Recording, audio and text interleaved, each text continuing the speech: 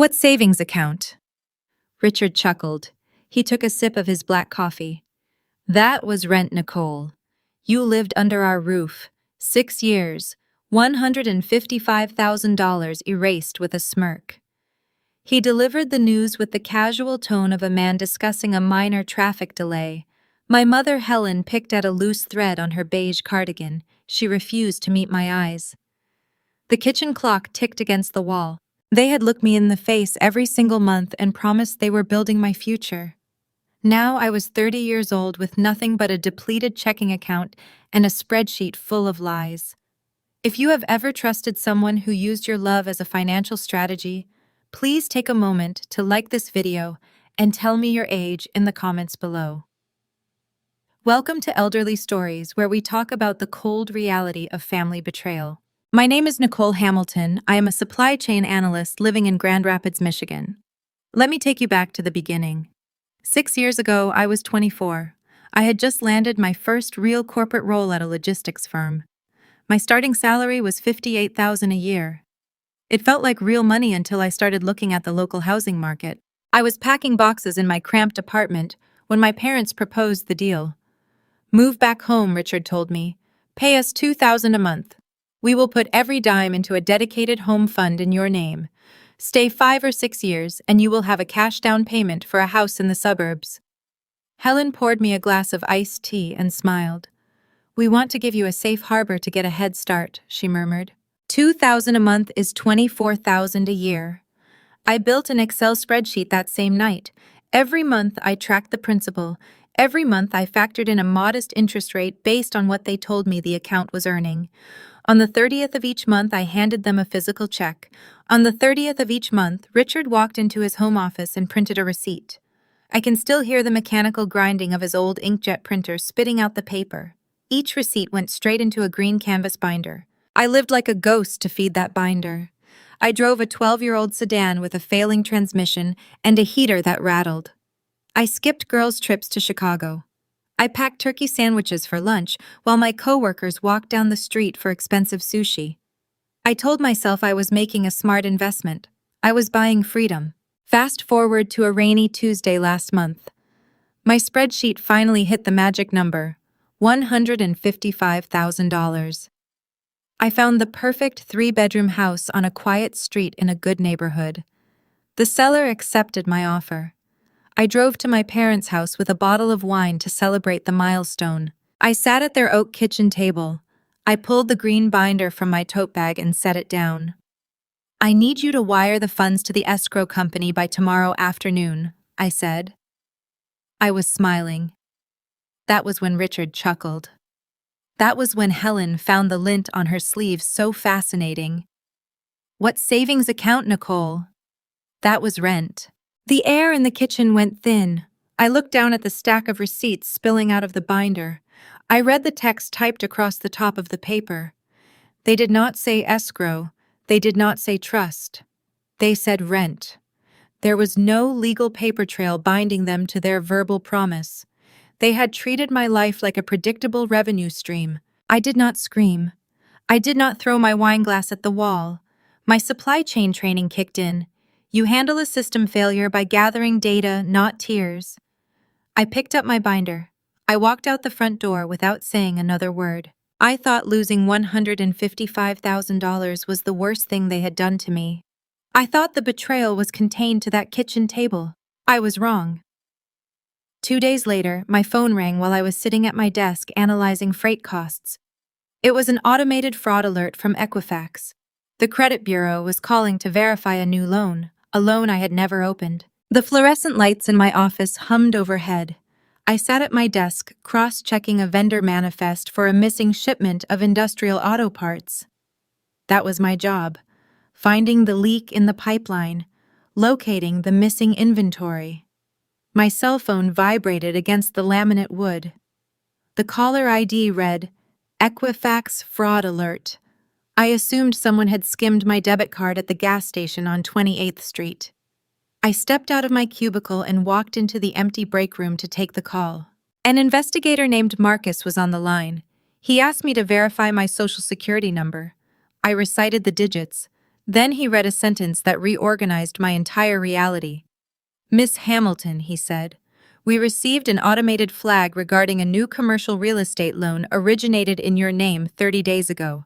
We need to verify if you authorized this transaction." I leaned against the break room counter. The plastic surface felt cold through my blouse. "A commercial loan?" I asked. "You mean a store credit card?" "No, Mom," Marcus replied. "A commercial property mortgage. The principal amount is $450,000. The air left my lungs. I did not ask any more questions. I asked for the lender contact information and hung up the phone. I walked past my manager and told him I had a family emergency. I did not wait for his response. I walked out of the glass double doors into the Michigan afternoon. The sky was the color of wet cement. I climbed into my 12-year-old sedan. The driver's seat fabric was frayed. The heater rattled as it tried to warm the damp air. I did not start the engine.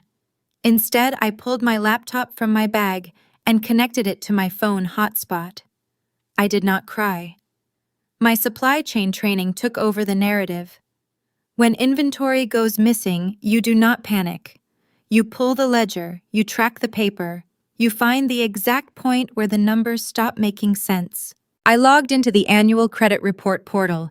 I requested the full file from all 3 bureaus. The document that loaded on my screen was 40 pages long. I scrolled past my student loans. I scrolled past my single legitimate credit card. I stopped on page 3. There was a new trade line sitting in the open status column. The creditor was listed as Great Lakes Commercial Lending. The balance was exactly $450,000. I stared at the screen. The mailing address attached to the loan was not my apartment. It was my parents' house on Elmwood Drive. I picked up my phone and dialed the number Marcus had given me. A representative at Great Lakes Commercial Lending answered. I gave her my social security number and passed the security verification. Her tone was cheerful. She assumed she was speaking to a successful real estate investor. I asked her to confirm the origination figures for my records. "The purchase price of the property was $605,000, she said. "After your down payment of $155,000, the remaining loan amount was approved at $450,000. $155,000. The exact number from my spreadsheet. The exact number from the green canvas binder. The exact number Richard had laughed about 2 days prior. My parents had not squandered my money on vacations or luxury cars. They had weaponized it. They used my 6 years of skipped lunches, frayed clothes, and quiet desperation to leverage a $500,000 asset. They needed a pristine credit score to secure the commercial rate. My score was 800.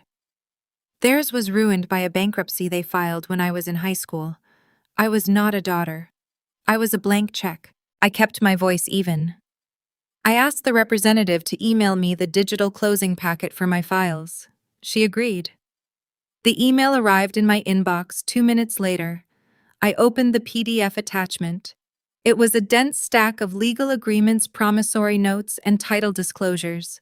I scrolled down to the signature page. I needed to see how they did it. I needed to see the physical evidence of the crime. The signature block was executed in blue digital ink. I zoomed in on the cursive letters. The handwriting mimicked my loops, but the name was wrong. It read Nicole Marie Hamilton. I placed both hands on the steering wheel and let the cold reality wash over me. My middle name is May. Marie was my maternal grandmother. Helen always mixed up our middle names when I was a child. The person who signed this legal document did not trace my signature from a driver license or a passport. They signed it from a flawed memory. My own mother forged federal lending documents, and she did not even care enough to verify my legal name.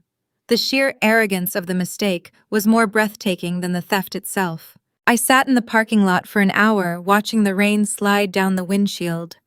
The cold isolation settled into my bones.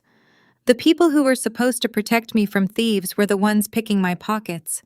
But a commercial real estate loan requires more than just a forged signature. It requires an entity, a holding company. I scrolled back to the first page of the lending agreement. The borrower was listed as a corporate entity named Hamilton Legacy Holdings. I opened a new browser tab. I navigated to the Michigan Secretary of State Business Search Database. I typed the entity name into the search bar. The result populated instantly. Hamilton Legacy Holdings. Status active. Date of incorporation 35 days ago. I clicked on the corporate filings to view the structural hierarchy. I expected to see Richard listed as the managing member. I expected to see Helen listed as the financial officer. But their names were nowhere on the document. The screen glowed in the dim light of the car cabin. I read the name of the registered agent out loud to the empty vehicle. David Hamilton. My older brother. The family golden boy. The son who received a brand new truck for his high school graduation while I took the bus. The son whose out-of-state college tuition was paid in full while I took on student debt for a local state school. The son who currently drove a luxury sports utility vehicle and boasted about his self-made financial freedom. The final piece of the ledger snapped into place.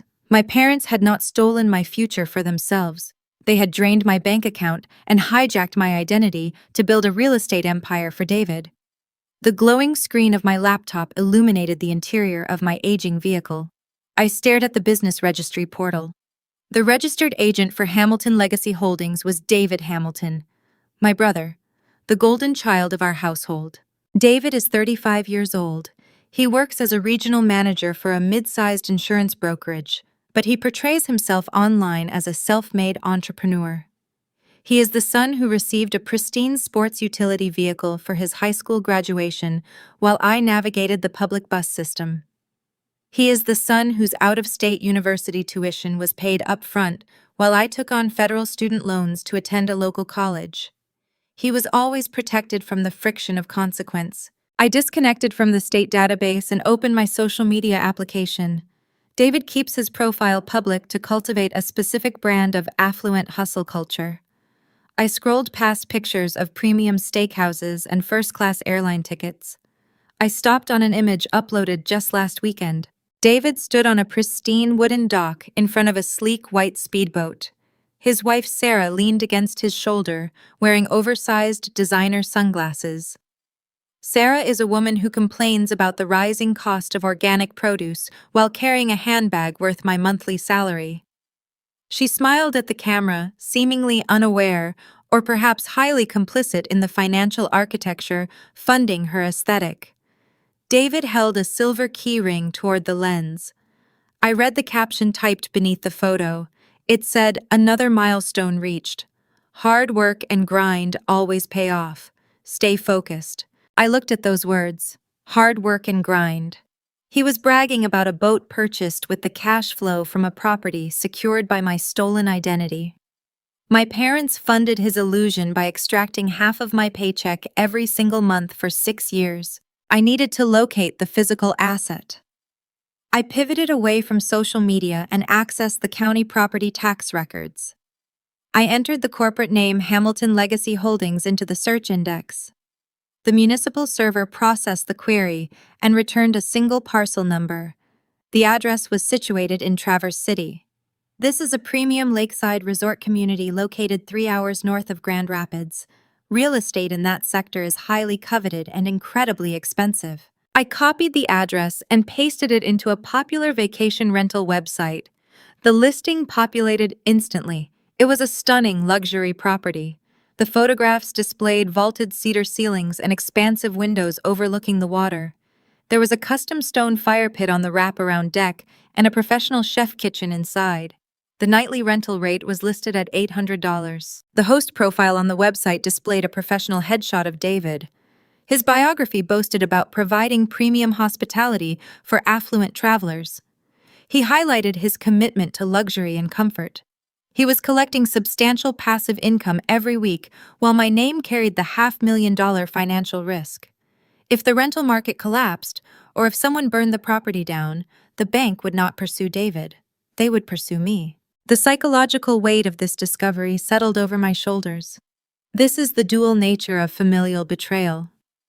Richard and Helen did not just rob me of my savings. They artificially engineered a life of scarcity for one child to manufacture a crown for the other. Every time I declined a dinner invitation because my budget was tight, My mother offered me a sympathetic nod and praised my discipline. Every time my car stalled at a traffic light, my father told me to keep saving for my bright future.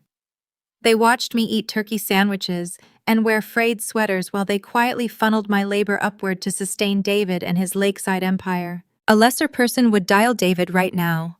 A less disciplined sister would call her mother and demand answers through a veil of tears. I did not touch my phone. Confrontation without a bulletproof dossier is a strategic failure. If I attacked them now with only partial information, they would close ranks. They would fabricate a narrative about an administrative error or a misunderstanding. Richard would raise his voice and Helen would cry. They would call me hysterical and use my emotional reaction to discredit my logic. I shifted my mindset. I stopped acting like a betrayed daughter and started operating like a corporate auditor. I created a new encrypted cloud folder on my hard drive. I titled the directory Traverse City Asset Recovery. I began the digital harvest. I downloaded the original warranty deed from the county clerk portal. I pulled the municipal tax assessments and saved them as PDF files. I took high-resolution screenshots of the vacation rental listing, including the booking calendar, which showed 90% occupancy for the upcoming summer season. I captured David boasting on his host profile. I documented the nightly rates and the estimated monthly revenue. Every document, every image, every digital footprint was securely uploaded and locked behind a biometric password. I treated my own family like a hostile corporation engaged in embezzlement. The commercial loan required a meticulous paper trail.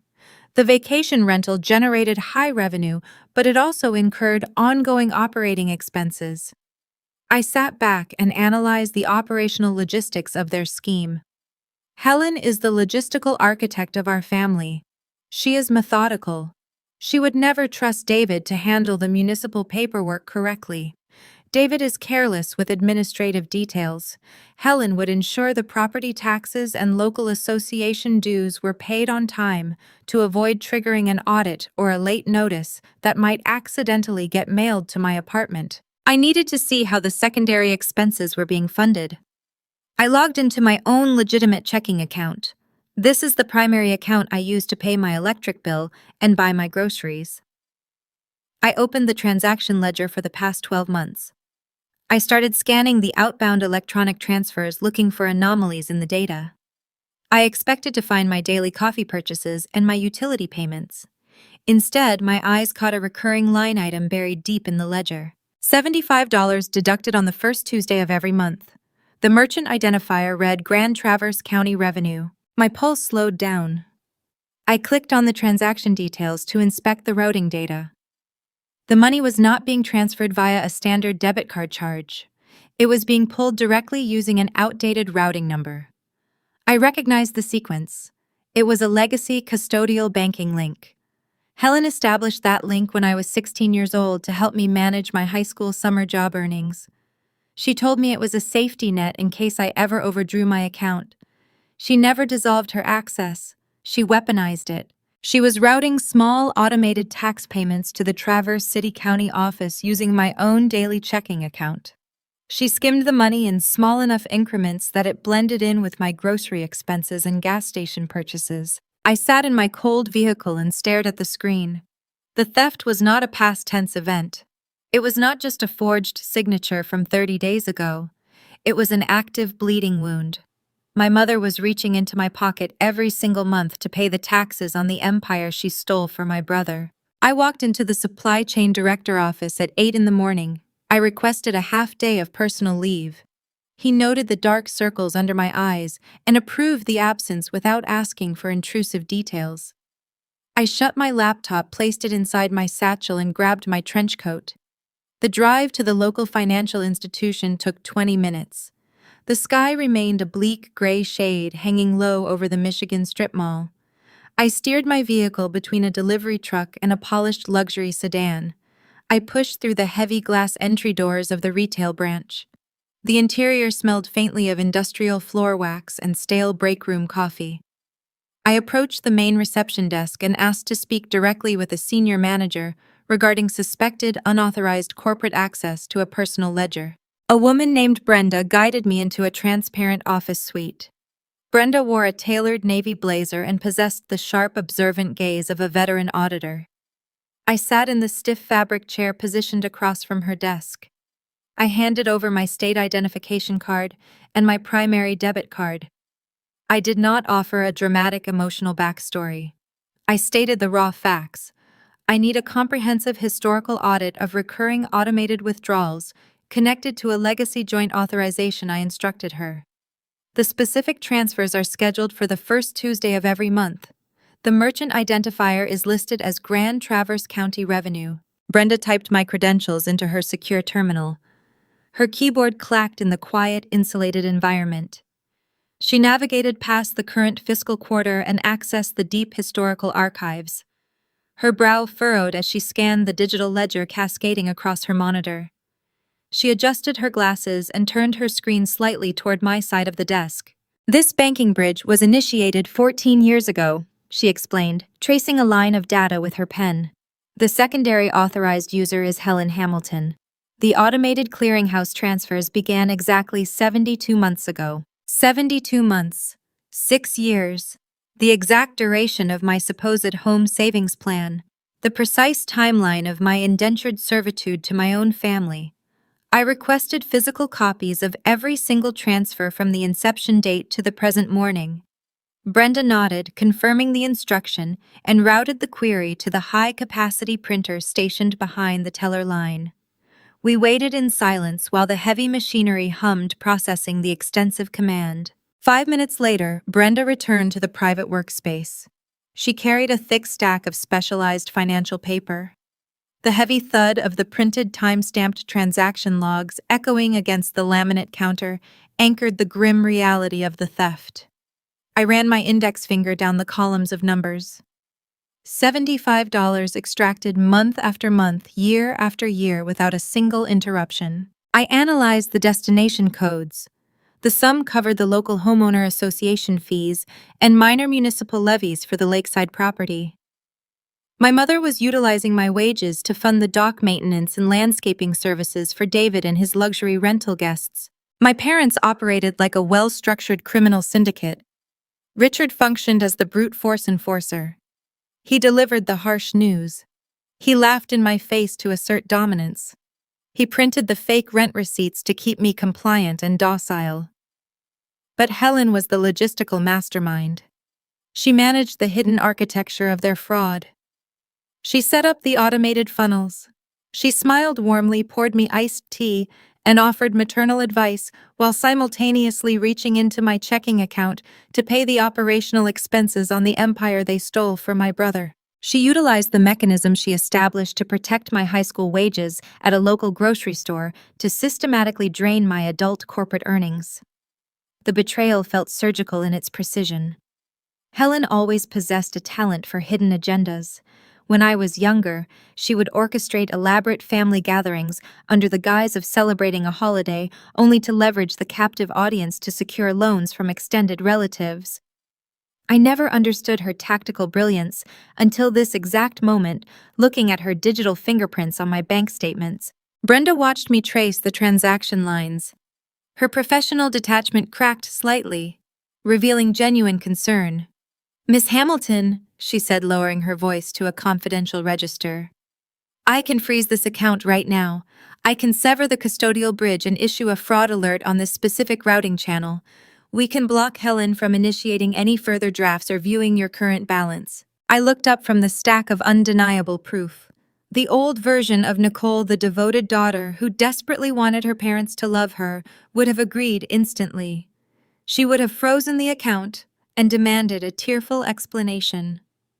But that naive woman died at the oak kitchen table 2 days prior.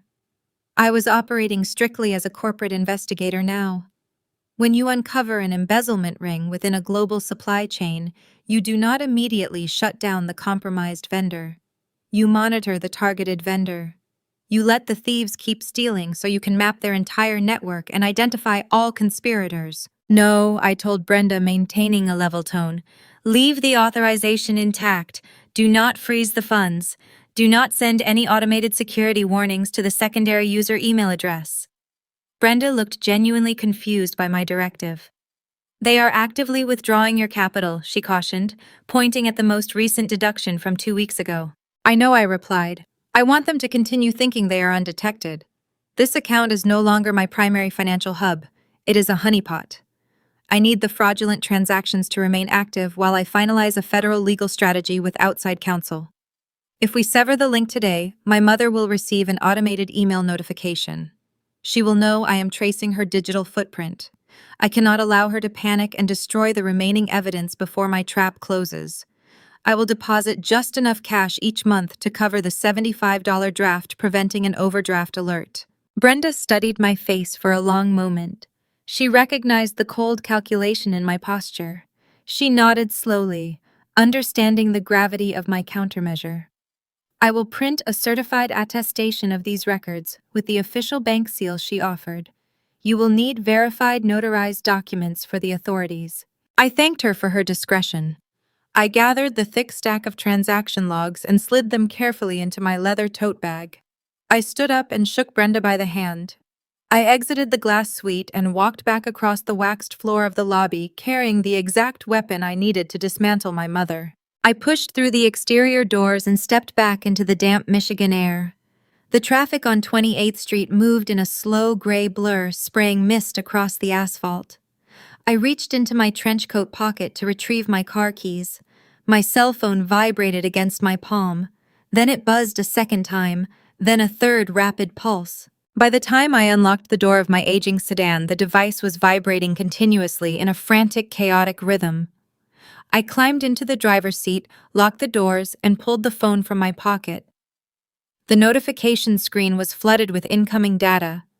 I had 14 unread text messages and 3 missed calls. They were not from my office colleagues or my vendors. They were from my extended family circle. I opened the main messaging application. The first text was from my Aunt Linda.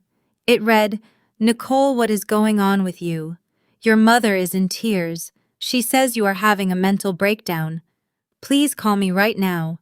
The second message was from my cousin Mark. "Hey Nikki, heard you lost your temper at your folks' house over some money issue. Do you need to talk to a professional therapist?" The third notification was a lengthy voicemail from my Uncle Thomas, a man who rarely spoke to me outside of major holidays.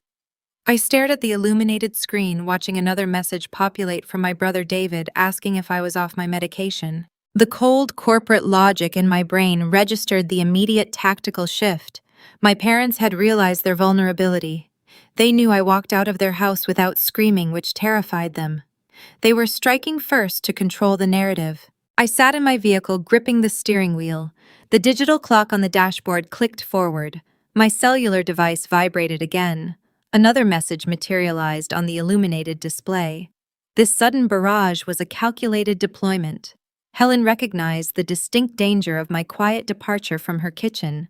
When a victim yells, the abuser controls the narrative by labeling them unstable. When a victim remains silent, the abuser must rapidly invent the instability. I opened the social networking application on my phone. Helen maintains a highly curated online presence. She portrays the ideal suburban matriarch. Her profile picture features a professionally staged portrait taken 3 years ago. I am positioned on the far edge of that photograph, wearing a generic navy dress. David stands directly in the center, radiating confidence. I navigated to her public feed. 30 minutes prior, she had published a new status update. The background graphic featured a serene watercolor sunset. The text laid over the image was meticulously crafted for maximum sympathy. It read, "Praying for daughters who lose their way and forget the value of family. Sometimes the hardest part of motherhood is loving a child through their dark seasons of entitlement. Please keep our household in your thoughts today." The post already garnered 42 reactions and 18 comments. Aunt Linda wrote a response saying God gives his toughest battles to his strongest soldiers. Mrs. Peterson from the neighborhood block watch chimed in with a praying hands emoji. My mother was building a protective barrier of public pity. She was laying the groundwork to discredit my sanity before I could expose her greed. By Sunday morning, the digital whispers morphed into a physical campaign. Helen utilized the weekly church potluck as her primary broadcast station. Aunt Linda serves as the unofficial communication node for our extended relatives. She distributes gossip with the efficiency of a high-speed data router. Helen knew exactly which target to feed. According to a later voicemail from my cousin Sarah, Helen broke down crying near the beverage station. She held a paper cup of lemonade and wept into a tissue. She manufactured a fictitious story portraying me as a volatile aggressor. She told the congregation I showed up at their house demanding a $155,000 handout. When Richard refused to empty his retirement accounts to fund my sudden extravagant lifestyle, I supposedly threatened to destroy the family reputation. The fiction was brilliant in its construction. It preemptively explained any future legal action I might initiate. If I filed a police report, the family would view it as a vindictive stunt from a disturbed daughter acting out a tantrum. Helen seeded the ground with doubt so the actual truth would fail to take root in their minds. The wellness checks commenced by Sunday afternoon. My cousin Mark sent another text asking if I needed an intervention. He offered to drive over to my apartment and help me pack for an inpatient psychiatric facility. Uncle Thomas left a 5-minute audio message on my answering service. His tone dripped with condescension and misplaced authority. He lectured me on the biblical mandate to honor my father. He warned me that a rebellious spirit leads to financial ruin. He suggested I apologize and beg for grace before my parents decided to cut me out of their will. The irony of Uncle Thomas mentioning a will was palpable. There was no inheritance waiting for anyone. There was only a hollowed-out shell of a portfolio masked by my stolen wages. The psychological warfare designed to isolate me was intense and suffocating. The natural human response to a smear campaign is immediate vocal defense. You want to post a counterstatement. You want to call Aunt Linda and scream the verifiable facts into the receiver. You want to publish the bank logs on the internet to vindicate your character and clear your name. But I remembered my corporate logistics training. You never interrupt an adversary who is busy constructing their own trap. Every frantic text message, every passive-aggressive social media post, every tearful lie at the church potluck was a gift. They were documenting their own malice. They were providing proof of premeditated alienation. I placed my phone on silent mode. I did not type a single reply to anyone. I practiced radical restraint. I drove back to my modest apartment and carried my laptop to the small dining table. I poured a glass of cold water and opened the encrypted cloud directory. I created a new subfolder labeled Social Sabotage and Character Defamation. I began taking high-resolution digital captures of every interaction. I saved the Facebook post with the watercolor sunset, ensuring the timestamp and comments were visible. I logged the exact hour Cousin Mark sent his intervention threats. I transcribed the condescending lecture from Uncle Thomas verbatim and filed the audio recording as a supplementary exhibit. I captured the incoming call logs, showing 11 missed attempts from my parents. They called not to apologize, but to verify if their intimidation tactics were breaking my resolve. Each piece of data fortified my posture. I was translating their emotional abuse into tangible exhibits. The pain of being alienated from my cousins and aunts dissolved into cold clarity. These people were collateral damage in Helen and Richard orchestrating their grand illusion. The extended relatives chose the comfortable lie over the difficult truth because the truth required them to challenge the family structure. I owed them nothing. My mother believed her tears at a religious function carried legal weight. She believed a well-placed rumor could neutralize a severe financial crime. She relied on the traditional rules of domestic disputes, where whoever cries the loudest wins the argument. She failed to understand that the rules of federal finance do not care about potluck gossip. The credit bureaus do not read social media updates. The Internal Revenue Service does not attend Sunday services on Elmwood Drive to judge moral character. By Tuesday morning, my evidence collection was comprehensive and airtight. The digital dossier contained the forged commercial loan documents, the municipal tax records, the vacation rental profit estimates, the recurring unauthorized bank transfers, and the coordinated social media smear campaign. I possessed 50 pages of undeniable documented proof. The raw material was gathered, sorted, and securely backed up across 3 distinct servers. I needed a professional architect to build the final weapon. I woke up early on Wednesday. I showered and dressed in a tailored black suit. I pulled my hair back into a severe, tight knot. I drove into the downtown business district of Grand Rapids. The skyline reflected off the Grand River under a bright, clear morning sun. I parked in a subterranean garage and rode the polished steel elevator to the 34th floor of a premium commercial tower. The reception area smelled of expensive leather and fresh lilies. I approached the mahogany desk and announced my scheduled appointment. A paralegal escorted me down a wide corridor lined with abstract modern art. My heels clicked against the hardwood floor, echoing a steady rhythm of impending consequence. I walked into the sleek glass-walled office of Valerie, a ruthless consumer fraud litigator known for dismantling corporate grifters. Valerie sat behind a broad desk crafted from reclaimed walnut.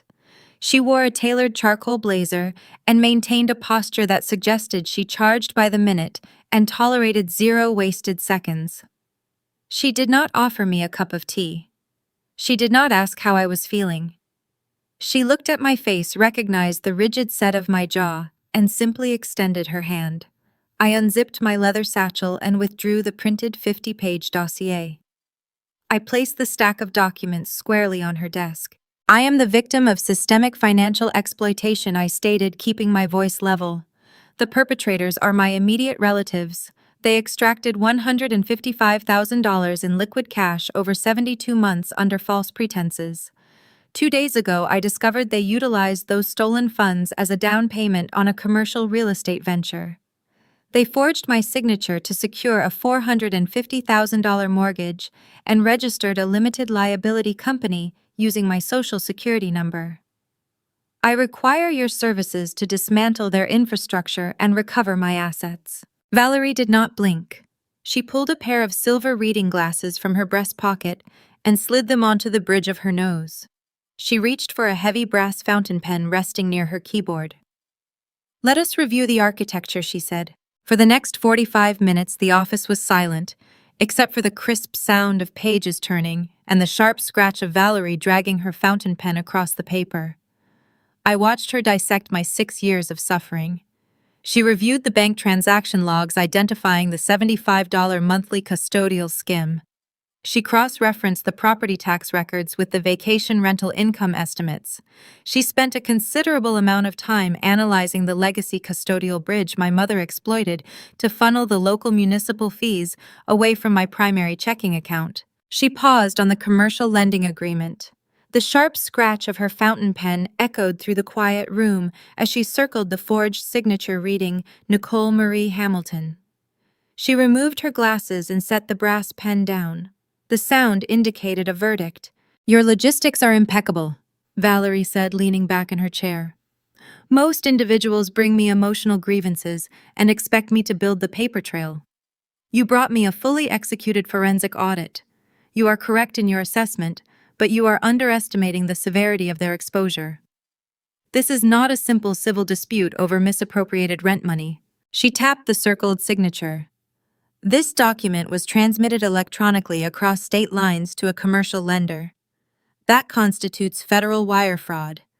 Using your social security number to establish a corporate entity without your consent is aggravated identity theft.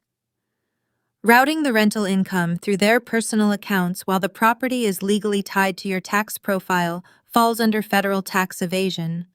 Your mother and father did not just steal from you.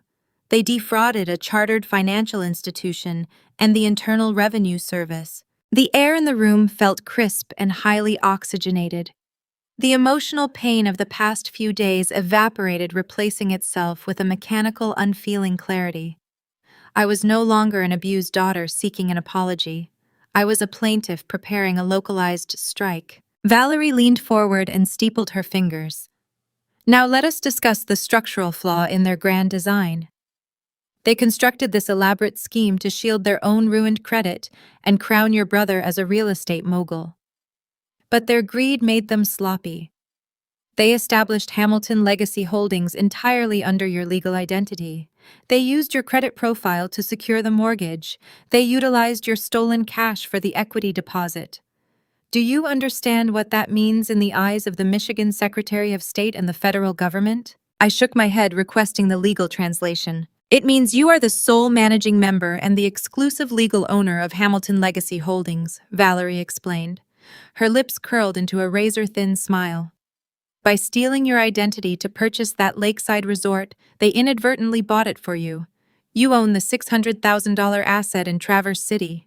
David is not a self-made entrepreneur. Legally speaking, David is an unauthorized squatter playing landlord on your private estate. He has been collecting nightly rental revenue on a property he does not own, while you carry 100% of the financial liability. We can petition the court to claw back every single dollar he pocketed over the past 35 days. The revelation landed with the heavy impact of a falling steel beam. They thought they were building David a kingdom. In reality, they had built me a fortress and handed me the only key. We have 3 nuclear options to deploy. Valerie continued outlining the strategy on a yellow legal pad. Prong 1 is a federal identity theft affidavit filed directly with the Federal Trade Commission. This will freeze the commercial loan and flag the lender regarding the fraudulent origination. Prong 2 is a criminal referral dispatched to the county district attorney, outlining the forged signatures and the unauthorized banking funnels. Prong 3 is a civil asset liquidation notice. As the sole owner of the corporate entity, you have the unilateral authority to dissolve Hamilton Legacy Holdings and liquidate the physical real estate to clear the ghost debt. Valerie stopped writing and looked directly into my eyes. I need you to understand the gravity of this exact moment, Nicole.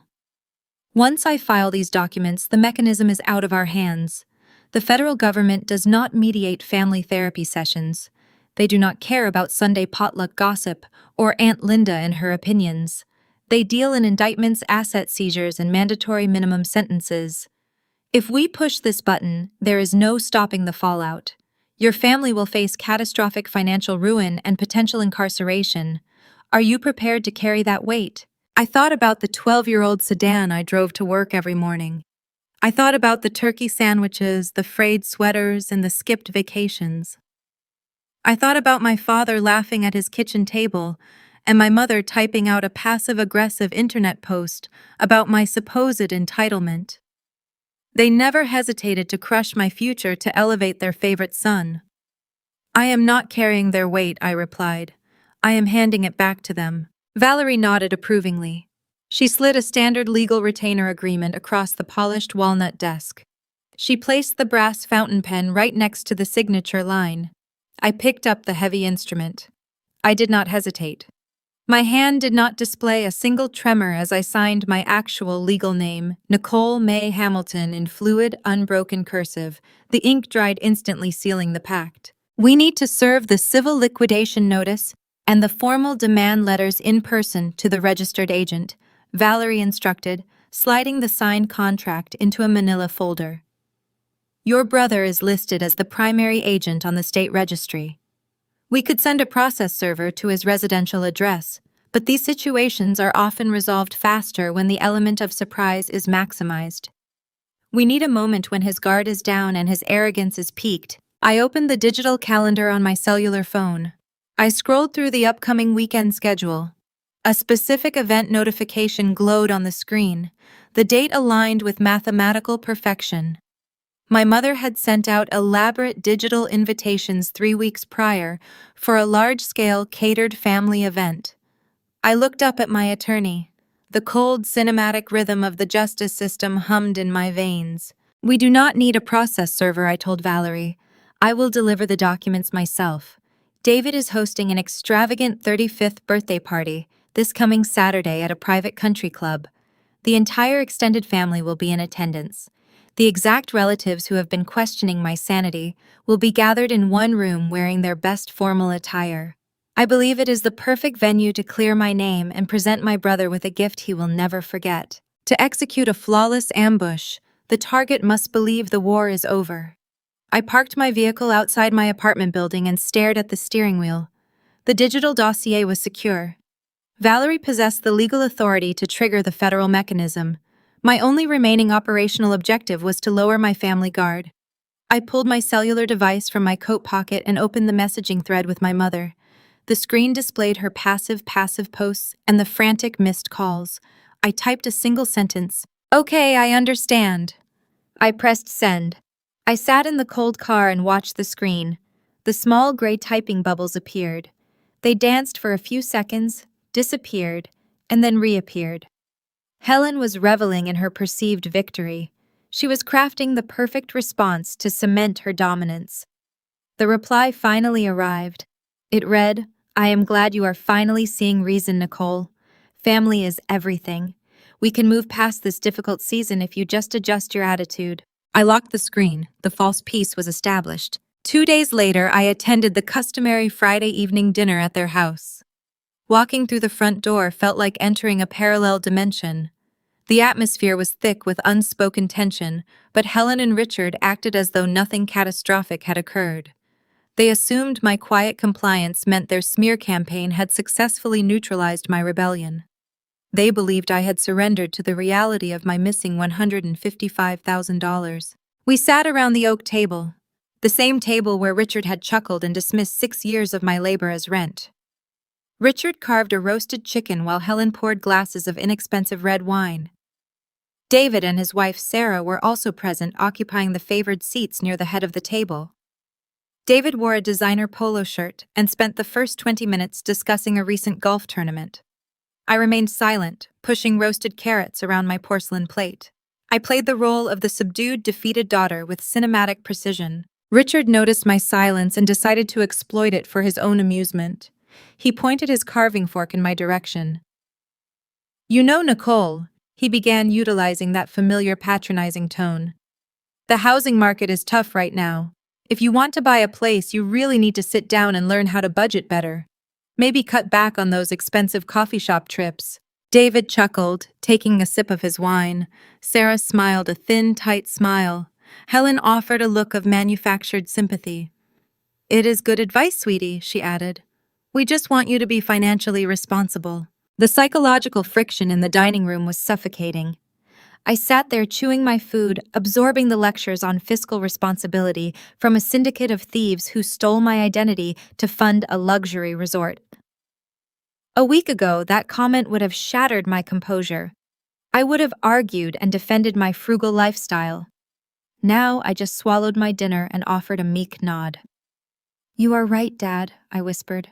"I need to be more careful with my finances." Richard beamed. His chest swelled with patriarchal pride. He believed he had successfully broken my spirit and reasserted his authority. He believed the crisis had evaporated. The illusion was flawless. Before dessert was served, Helen retrieved a thick envelope from the kitchen counter. She handed it to me with a flourish. It was a formal invitation printed on heavy cardstock with embossed gold lettering.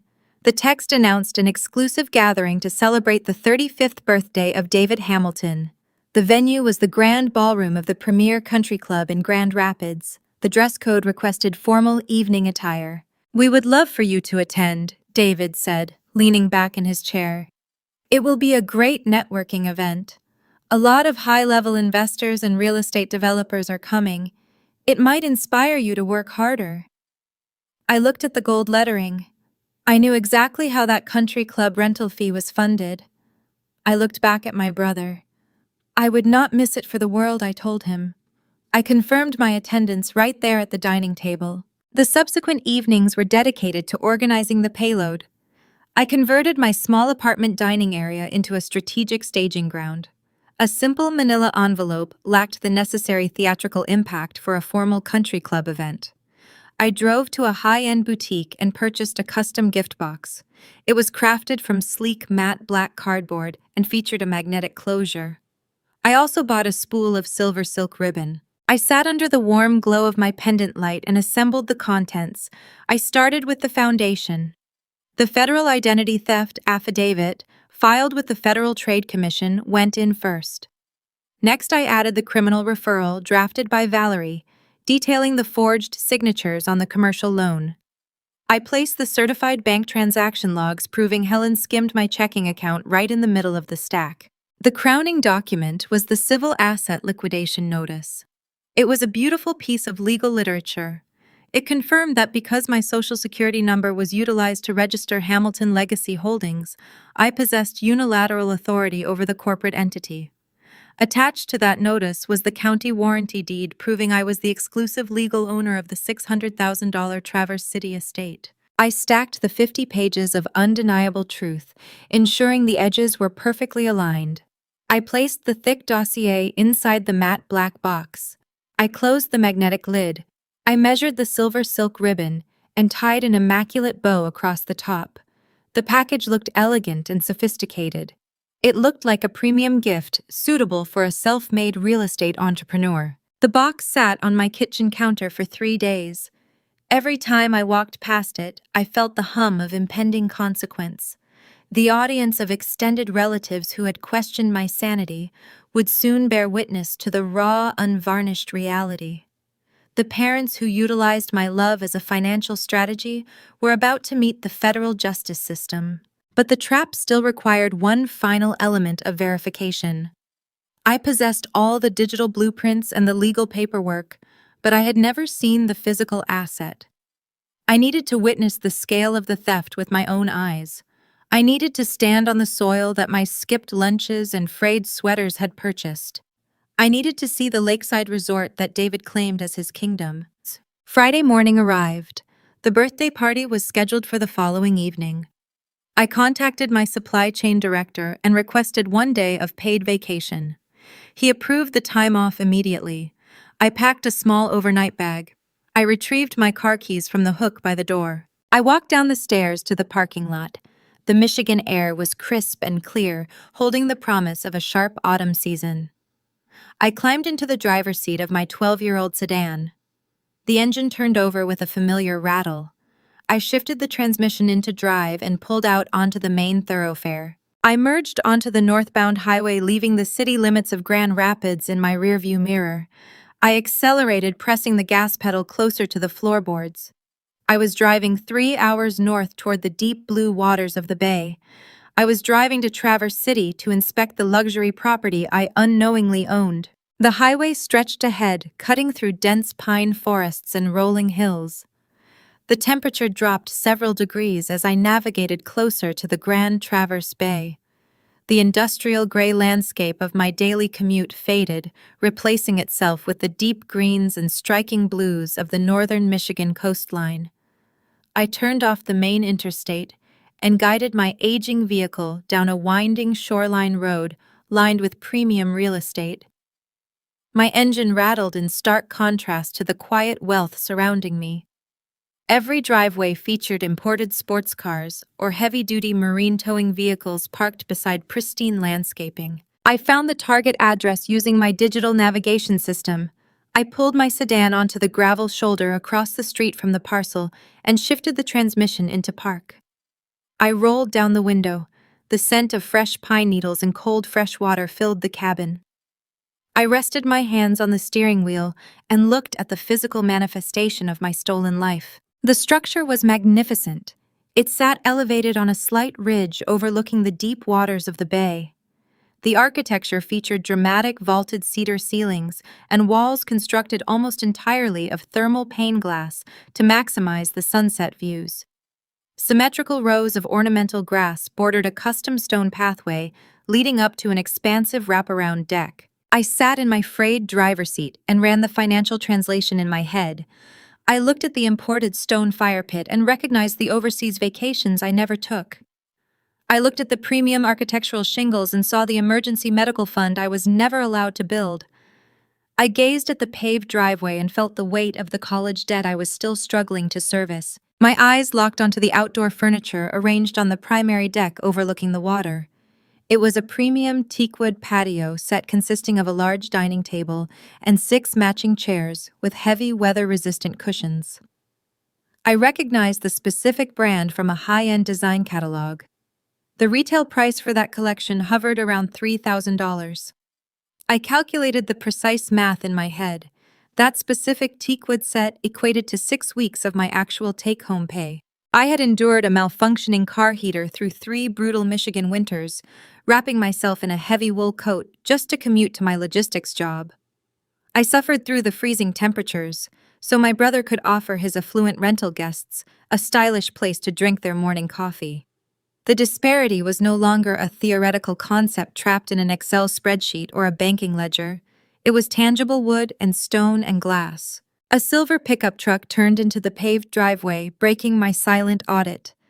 The side door of the vehicle bore a magnetic decal advertising a local property management firm. A man in his late 40s stepped out, carrying a clipboard and a canvas tool bag. He noticed my vehicle idling on the gravel shoulder. He walked down the stone path and approached my open window, offering a polite, professional smile.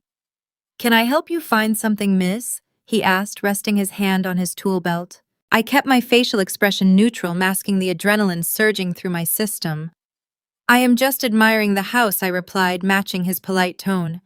"I saw the listing online and wanted to check the location and the neighborhood before booking a week this summer." His smile widened, transitioning seamlessly into a hospitality sales pitch. "It is a gorgeous parcel," he agreed, gesturing toward the vaulted roofline. "You cannot beat the sunset views from that upper balcony. We stay booked solid from May through the end of September. The owner spares no expense keeping this place pristine. You will love the chef kitchen inside." I nodded, feigning genuine interest in the amenities. "The online host profile mentioned a man named David," I said, keeping my voice casual. "Does he manage the daily operations and maintenance himself?" The contractor chuckled, shaking his head. "David is the son of the actual investors," he explained, leaning slightly against the bed of his truck. "He handles the internet marketing and collects the digital checks. He lives down in Grand Rapids. I manage the physical upkeep and turn the property over between guests. He is a good kid, but he inherited a gold mine. His parents set up the corporate holding company and handed him the keys. He likes to call himself the boss, but between you and me, the parents provide the real bankroll." I listened to the contractor deliver the exact narrative my family had engineered. David was the fortunate heir. Richard and Helen were the generous, wealthy benefactors. My existence was entirely erased from the equation. I was the ghost in the machine powering their entire illusion. The contractor was standing on my land, explaining my own financial structure to me while attributing my labor to the thieves who stole it. I thanked the man for his time and his helpful insights. I assured him I would complete my reservation through the digital portal later that evening. He tipped his hat and walked back toward the cedar structure to perform maintenance funded by the monthly deductions skimmed directly from my checking account. I retrieved my smartphone from the center console. I needed to document the physical premises for the legal dossier. I photographed the teakwood furniture, the vaulted roofline, and the property management vehicle parked in the driveway. I captured the undeniable proof that Hamilton Legacy Holdings was a fully operational, highly lucrative enterprise generating substantial passive income. A crucial psychological shift occurred during those 10 minutes parked on the side of the road. Any lingering hesitation or familial guilt evaporated into the cold northern air. The biological instinct to protect one's parents is deeply ingrained in human nature. Society conditions daughters to forgive transgressions, to seek reconciliation, and to prioritize domestic harmony above personal justice. Women are taught that holding relatives accountable is a form of betrayal. I looked at the luxury estate one last time and permanently dismantled that societal conditioning. Forgiveness is a concept reserved for genuine mistakes and momentary lapses in judgment. This was not a mistake. This was a sustained, calculated extraction spanning 72 months. They bled my future dry to water David's lawn. They utilized my pristine credit score to construct a monument to their favorite son. They deserved no mercy, and I possessed none left to give. I rolled up the window and shifted the transmission into drive. I navigated back to the interstate, pointing my vehicle south toward the city limits of Grand Rapids. The reconnaissance mission was complete. The physical asset verified the digital records. I arrived at my apartment just as the sun began to set, casting long shadows across my modest living room. I walked straight to my bedroom closet. I bypassed the generic corporate blazers and the worn-out sweaters I usually wore to the office. I reached for a tailored emerald green dress I had purchased years ago. It was a sophisticated garment I rarely found an occasion to wear. The fabric felt heavy and expensive against my skin. I applied my makeup with clinical precision. I pulled my hair back into a sleek, elegant style. I walked into the kitchen and looked at the counter. The custom matte black gift box sat there wrapped in its silver silk ribbon containing the federal destruction of my family. I packed the heavy box securely into a high-end leather tote bag. I grabbed my car keys. The false peace was over. The execution phase had officially begun. The Grand Rapids Country Club sits on a sprawling manicured golf course designed to project an aura of generational wealth. I steered my aging 12-year-old sedan up the winding circular driveway. The engine rattled as I shifted into park near the grand entrance. A young valet attendant stepped forward wearing a crisp white uniform. He reached for my keys, attempting to mask his surprise at the frayed interior of my vehicle. The cars parked in the immediate vicinity were imported luxury sedans and premium sports utility vehicles. I handed him the keys, smoothed the fabric of my tailored emerald green dress, and walked toward the double mahogany doors. The foyer smelled of expensive floral arrangements and polished hardwood. I followed the brass directional signs down a long corridor lined with oil portraits of former club presidents. The private dining hall was situated at the end of the hall behind a set of heavy French doors. I pushed them open and stepped into the execution chamber. 50 guests occupied the grand room. The space was illuminated by 3 cascading crystal chandeliers.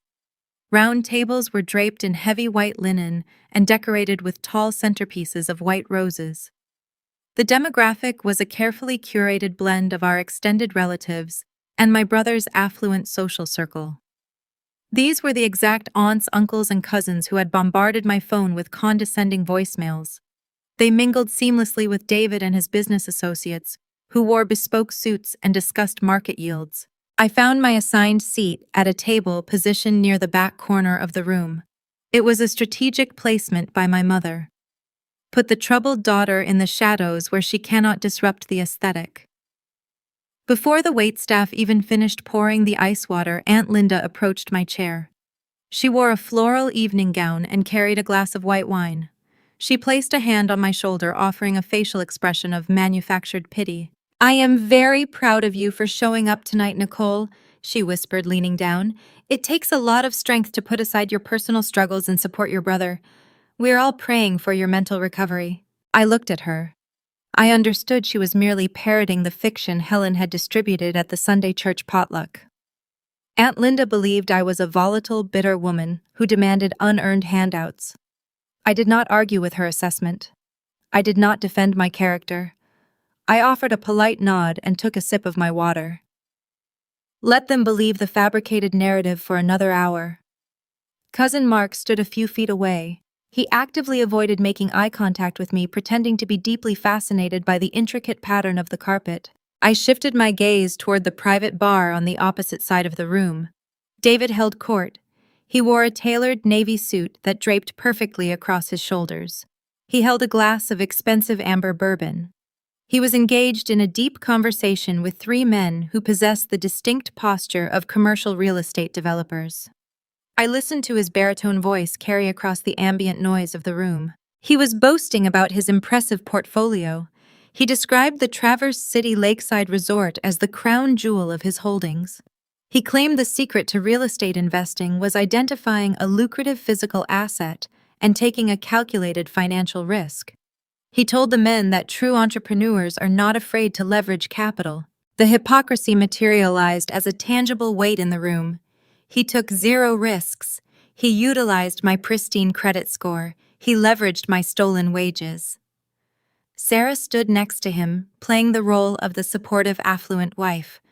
She wore a diamond tennis bracelet that caught the light from the overhead chandeliers. She laughed at his jokes and accepted compliments on her designer dress. They were pantomiming a life of success using a script written with my forged signature. The waitstaff emerged from the kitchen carrying silver trays. They served the first course, consisting of a delicate wedge salad with an artisan dressing. I sat quietly at my corner table and focused on my meal. I chewed my food with deliberate slowness. The psychological tension in the room was thick, built upon a foundation of severe federal crimes that only 3 people in the building knew about. I glanced toward the head table. Helen sat there wearing a sophisticated maroon evening dress. She caught my eye and offered a thin, approving smile. She believed I was sitting quietly in the back because I accepted my defeat. She assumed my silence equated to total surrender. She thought the war was won. The main course was served and subsequently cleared away by the efficient staff. The servers returned bearing silver buckets of chilled champagne. They moved systematically, pouring the sparkling liquid into tall crystal flutes for the customary toasts. The ambient noise of 50 conversations blended into a steady hum of wealthy self-congratulation. Richard stood up from his chair at the center of the head table.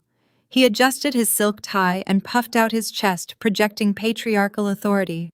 He picked up a silver dessert spoon.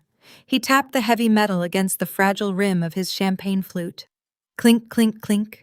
The sharp sound pierced the ambient chatter. The overlapping conversations halted immediately.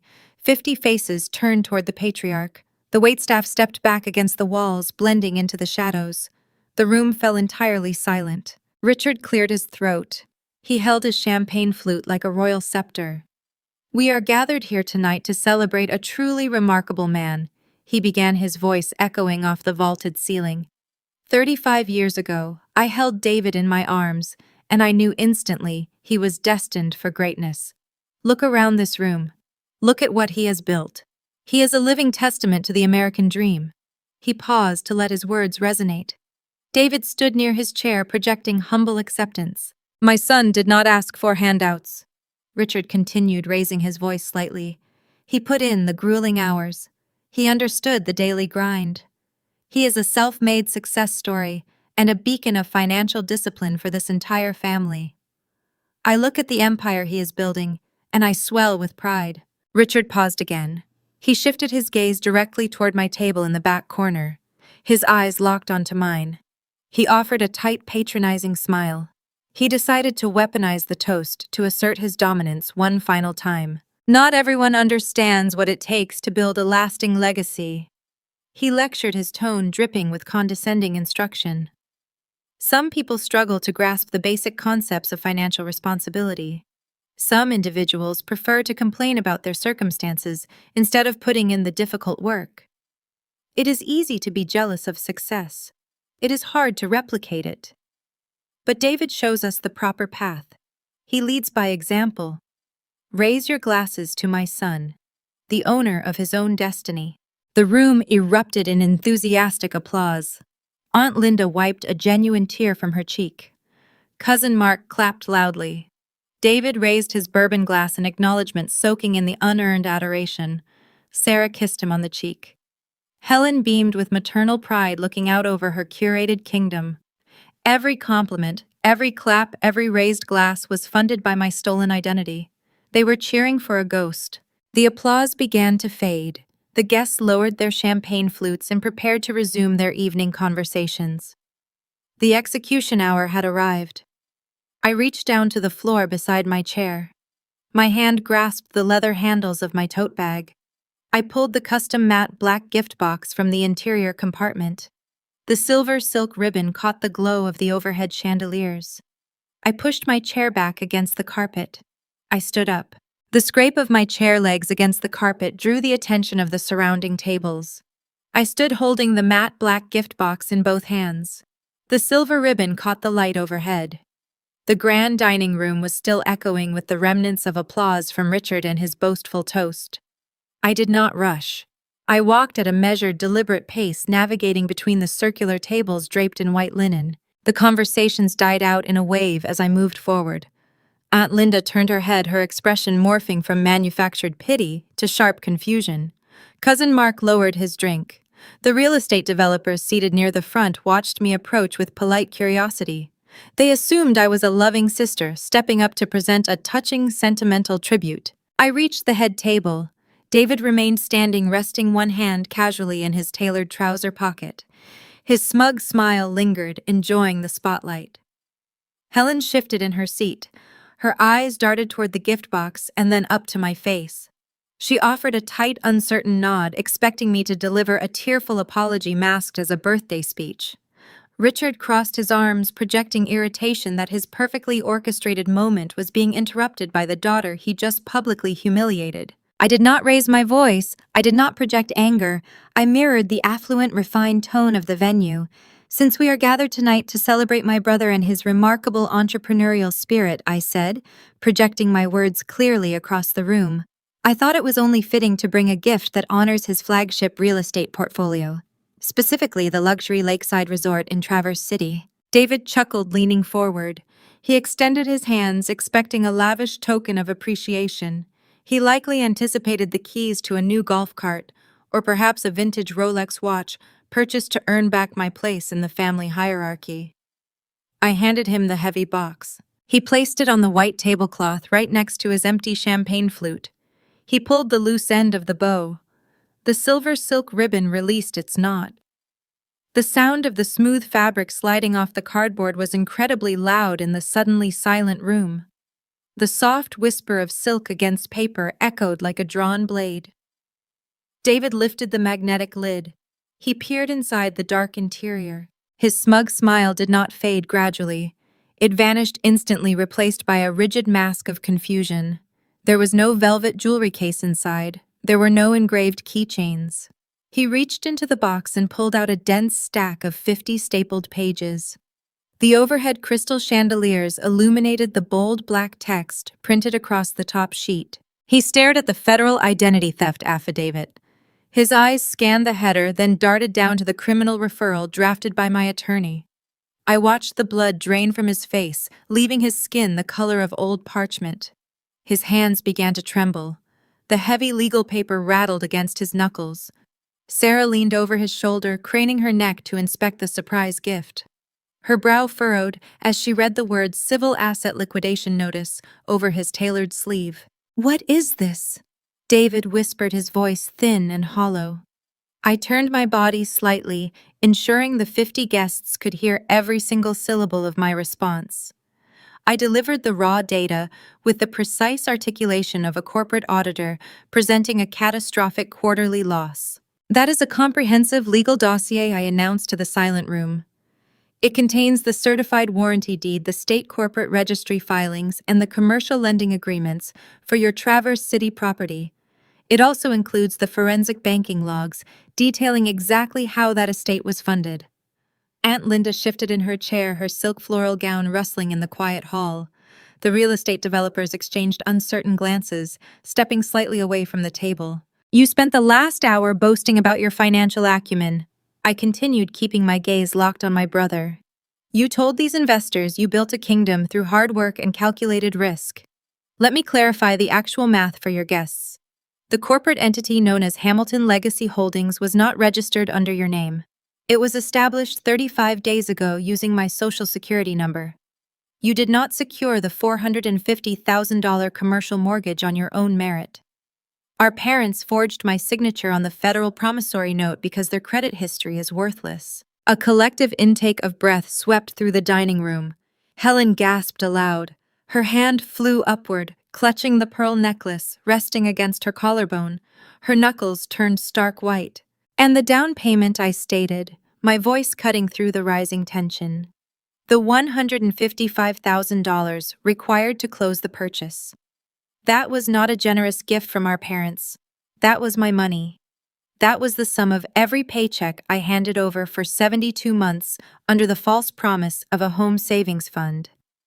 You are not a self-made mogul, David. You are operating a stolen asset funded by my identity and my indentured labor." The silence that followed was heavy and suffocating. The polished facade of the country club shattered, leaving only the ugly exposed framework of a domestic crime syndicate. The aunts and uncles who had condemned my sanity now stared at the head table in unblinking horror. The wealthy business associates took a physical step backward, distancing themselves from the toxic blast radius. David opened his mouth, but no sound emerged. The stack of legal documents slipped from his shaking fingers and scattered across the white tablecloth, landing near the centerpiece of white roses. Richard erupted. The patriarch could not tolerate the destruction of his crafted illusion. His face flushed a deep crimson hue. The veins in his neck bulged against his stiff white collar. He slammed his fist onto the table, rattling the crystal champagne flutes. "Shut your mouth, Nicole!" he barked, his voice booming across the grand hall. "How dare you come into this venue and humiliate your brother? You are making up insane lies because you are bitter and financially incompetent. Pick up this garbage and go sit down before I have security throw you out. You will respect this family." He pointed a thick, trembling finger at my face. He expected me to flinch. He expected the harsh command to activate my childhood conditioning and force my submission. He relied on the old dynamic where his volume dictated the truth. I did not flinch. I did not take a single step backward. The days of absorbing his verbal intimidation were over. I looked directly into my father's eyes, watching the desperate panic swirling beneath his anger. I let his command hang in the air for 3 long seconds, letting the entire audience absorb his lack of a coherent defense. Then I delivered the unexpected payoff. Richard stood tall at the head of the banquet table. His chest heaved beneath his tailored suit jacket. He expected my immediate submission. He anticipated that his booming voice would activate decades of childhood conditioning, forcing me to gather the scattered documents, apologize to the 50 guests, and retreat quietly to my designated corner in the shadows. He threatened to expel me from the family bloodline right there in front of the wealthy country club attendees. He told me I would be disowned, forgotten, and erased from their legacy if I uttered one more syllable against his favorite son. I looked at him. The concept of being disowned by a syndicate of financial predators felt like a distinct promise rather than a punishing threat. The emotional manipulation tactics that worked when I was 24 years old held zero power over the corporate auditor I had become. "You cannot exile me from a kingdom I legally own." "Richard," I replied, keeping my vocal register even and unbothered. The grand dining hall remained paralyzed. The only ambient noise was the soft mechanical hum of the climate control system cycling cold air into the expansive space. "You called me financially incompetent." I continued addressing my father, but ensuring the entire audience absorbed the analysis. "You lectured me earlier this evening about the difficulty of replicating success. You praised David for his entrepreneurial brilliance, but your grand design possessed a fatal structural flaw.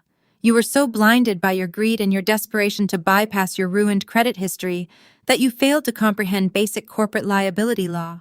Richard narrowed his eyes. The hostile bluster began to drain from his posture, replaced by a creeping calculation.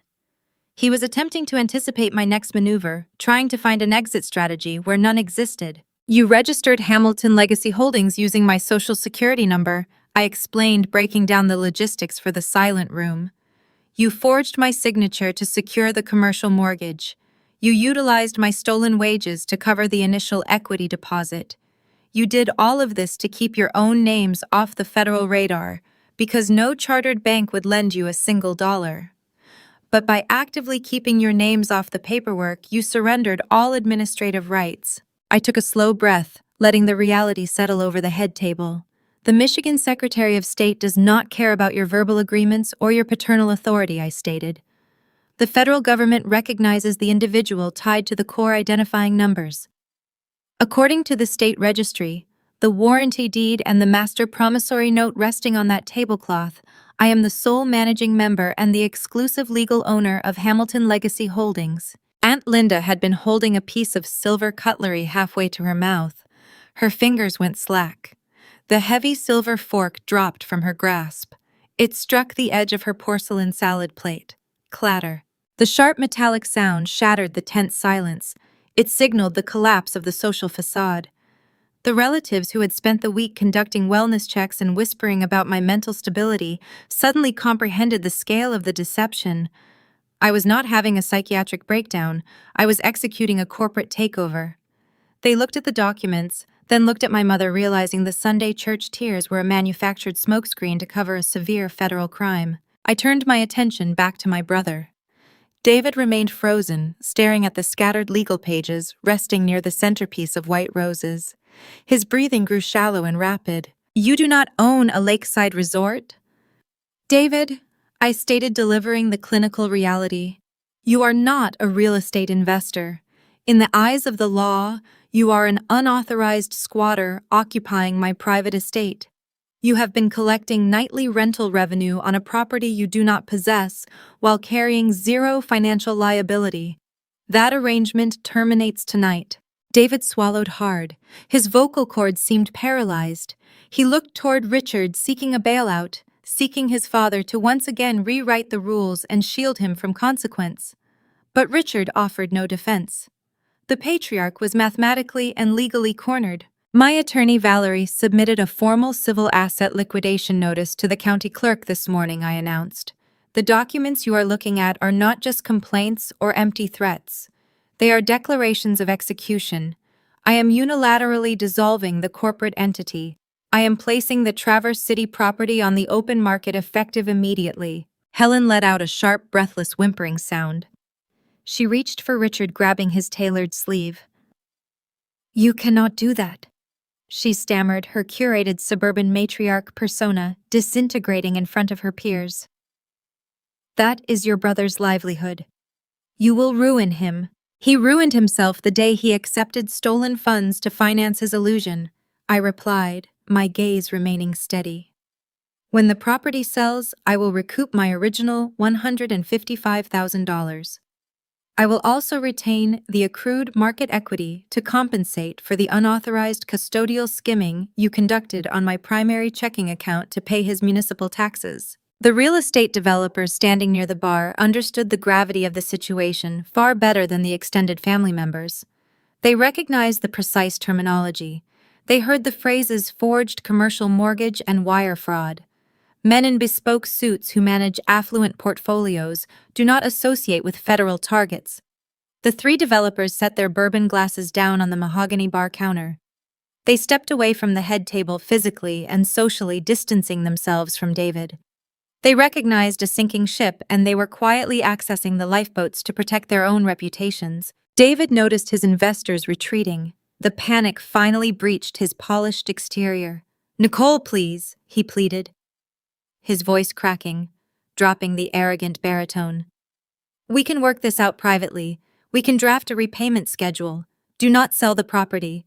It is my entire income stream." I looked at the golden child. I saw the weakness he usually masked with imported clothes and boastful internet captions. "You do not have an income stream," I corrected him. "You have a crime scene, and I am clearing the ledger." Sarah stood next to him. Throughout the evening, she had played the role of the devoted, affluent wife.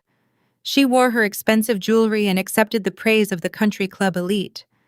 The sudden realization that her entire lifestyle was constructed upon a foundation of severe federal felonies hit her with physical force. She looked at the forged documents scattered on the table. She looked at the terrified expression on her husband's face. She realized the sports utility vehicle, the designer handbags, and the country club membership were all purchased with dirty capital. Sarah took a deliberate step backward. The diamond tennis bracelet caught the light from the chandeliers as she withdrew her hand from David. She did not say a word to him.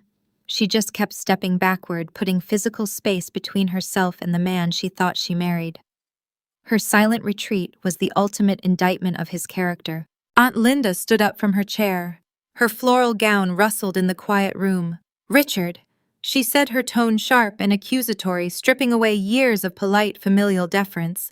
"Did you steal her money? Did you forge those documents?" Richard refused to answer her. He stared at the white linen tablecloth, his jaw locked, his face pale. His silence provided the confirmation the room required. The extended family, the network of aunts, uncles, and cousins who thrived on domestic gossip, realized they had been weaponized. Helen had utilized their religious networks and their loyalty to construct a preemptive barrier. They looked at the matriarch clutching her pearls, and they saw the architect of a massive betrayal. I gathered my leather tote bag from the floor.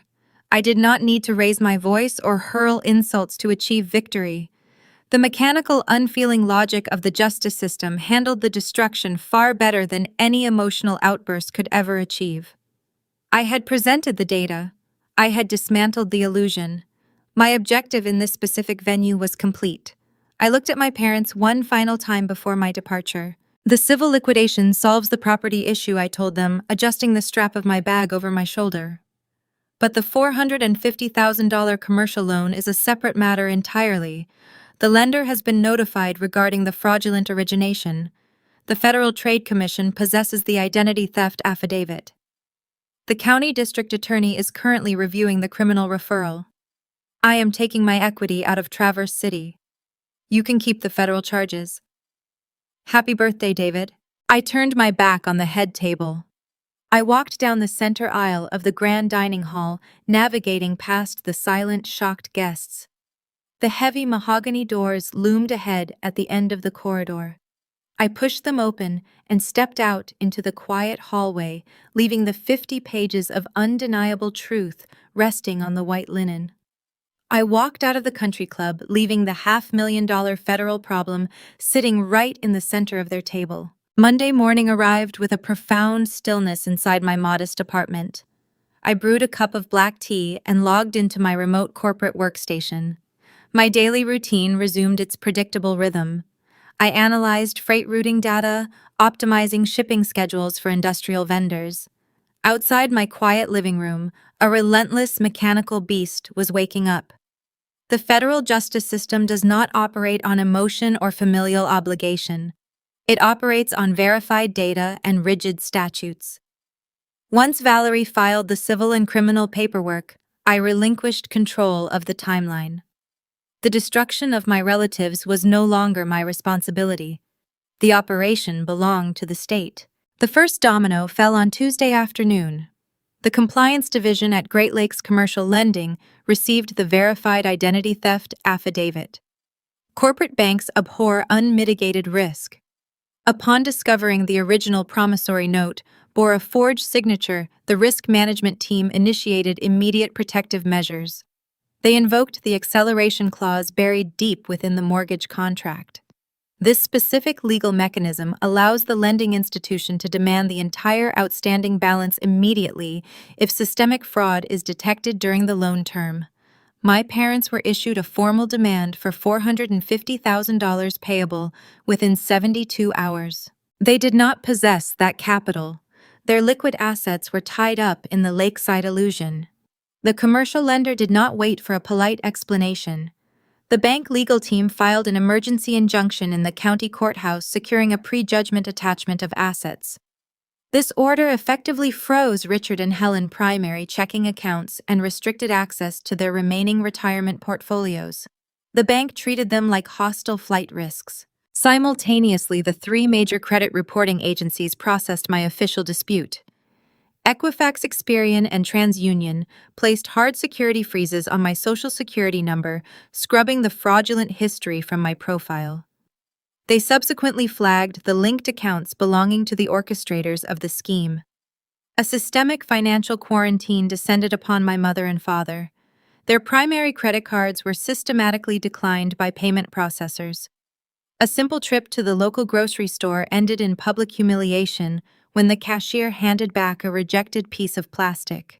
The safety net they stole from my labor was gone, and their own financial foundation was crumbling into dust. Up north in Traverse City, the physical extraction occurred on Wednesday morning. Valerie secured a court-appointed receiver to manage the lakeside property pending the civil liquidation sale. The receiver arrived at the luxury estate accompanied by a local county sheriff deputy and a professional locksmith. They removed the existing deadbolts from the cedar doors and installed heavy-duty commercial locks. David attempted to salvage his fading kingdom. He drove 3 hours north intending to remove the expensive teakwood patio furniture and high-end electronics before the courts seized the inventory. He arrived in the gravel driveway just as the locksmith finished securing the front entrance. The sheriff deputy intercepted my brother before his boots touched the stone pathway. The officer informed David that the premises were under court-ordered receivership. Removing a single item from the property would result in an immediate charge of grand larceny. David was forced to stand on the side of the road and watch a stranger change the locks on the resort he claimed to own. His digital empire collapsed with equal severity. He attempted to log into the online vacation rental portal from his mobile phone, hoping to process an incoming guest reservation. He found his administrative privileges permanently revoked. The hosting platform suspended his profile, citing an active law enforcement investigation involving property title disputes. The passive revenue stream evaporated instantly, leaving him with an expensive luxury vehicle lease and zero incoming cash flow. His domestic life fractured before the week concluded.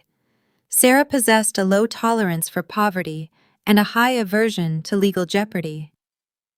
The reality of a federal investigation shattered the affluent aesthetic she married into.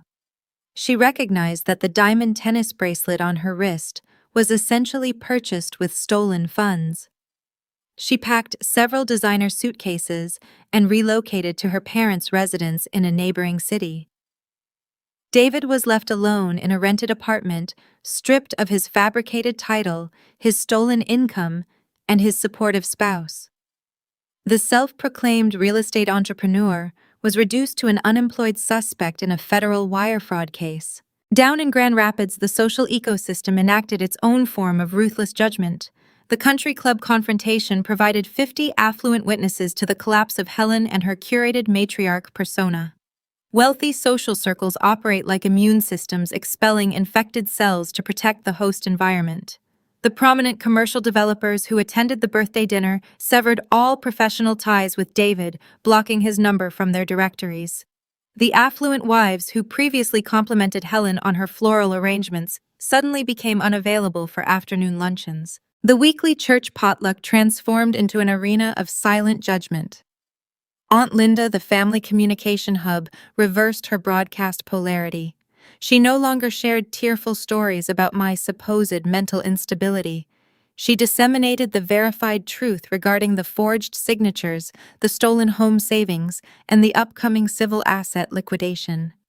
She contacted the cousins who had previously sent me condescending wellness checks, informing them they were manipulated pawns in a financial cover-up. The extended family text threads turned hostile.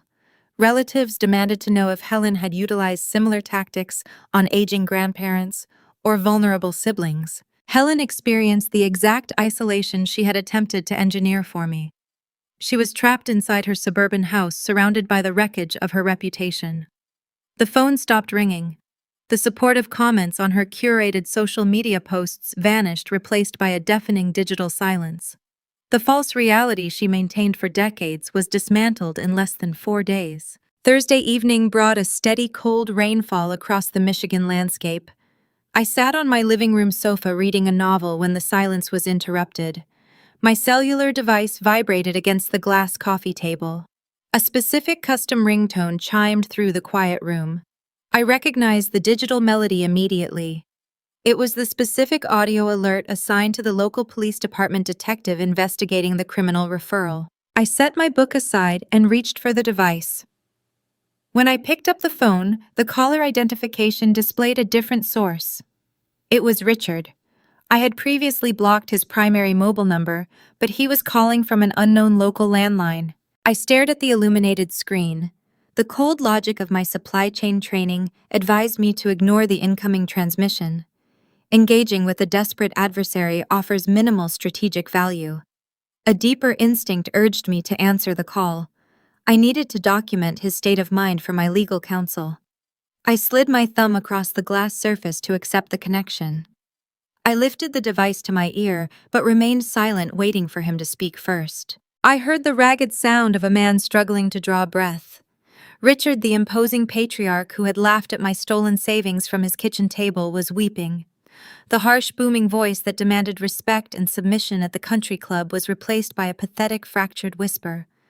"Nicole," he pleaded, his voice catching in his throat. "Please listen to me. You have to call your attorney." I maintained my silence, letting his desperation fill the digital space between us. "The police were here this afternoon," he cried into the receiver. A detective sat in our living room. He showed us the forged mortgage documents.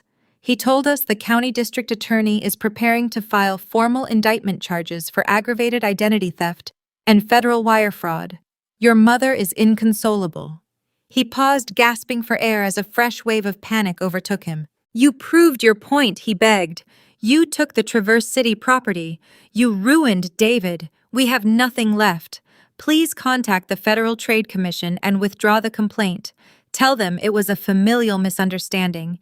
If you let this legal machine keep moving, I am going to spend the rest of my life in a federal prison cell." Richard wept into the receiver. His breathing sounded ragged and wet across the digital connection. He waited for me to offer comfort. He expected the obedient daughter to step forward, soothe his anxiety, and immediately fix the crisis. I leaned against my kitchen counter and watched the rain streak across the window pane.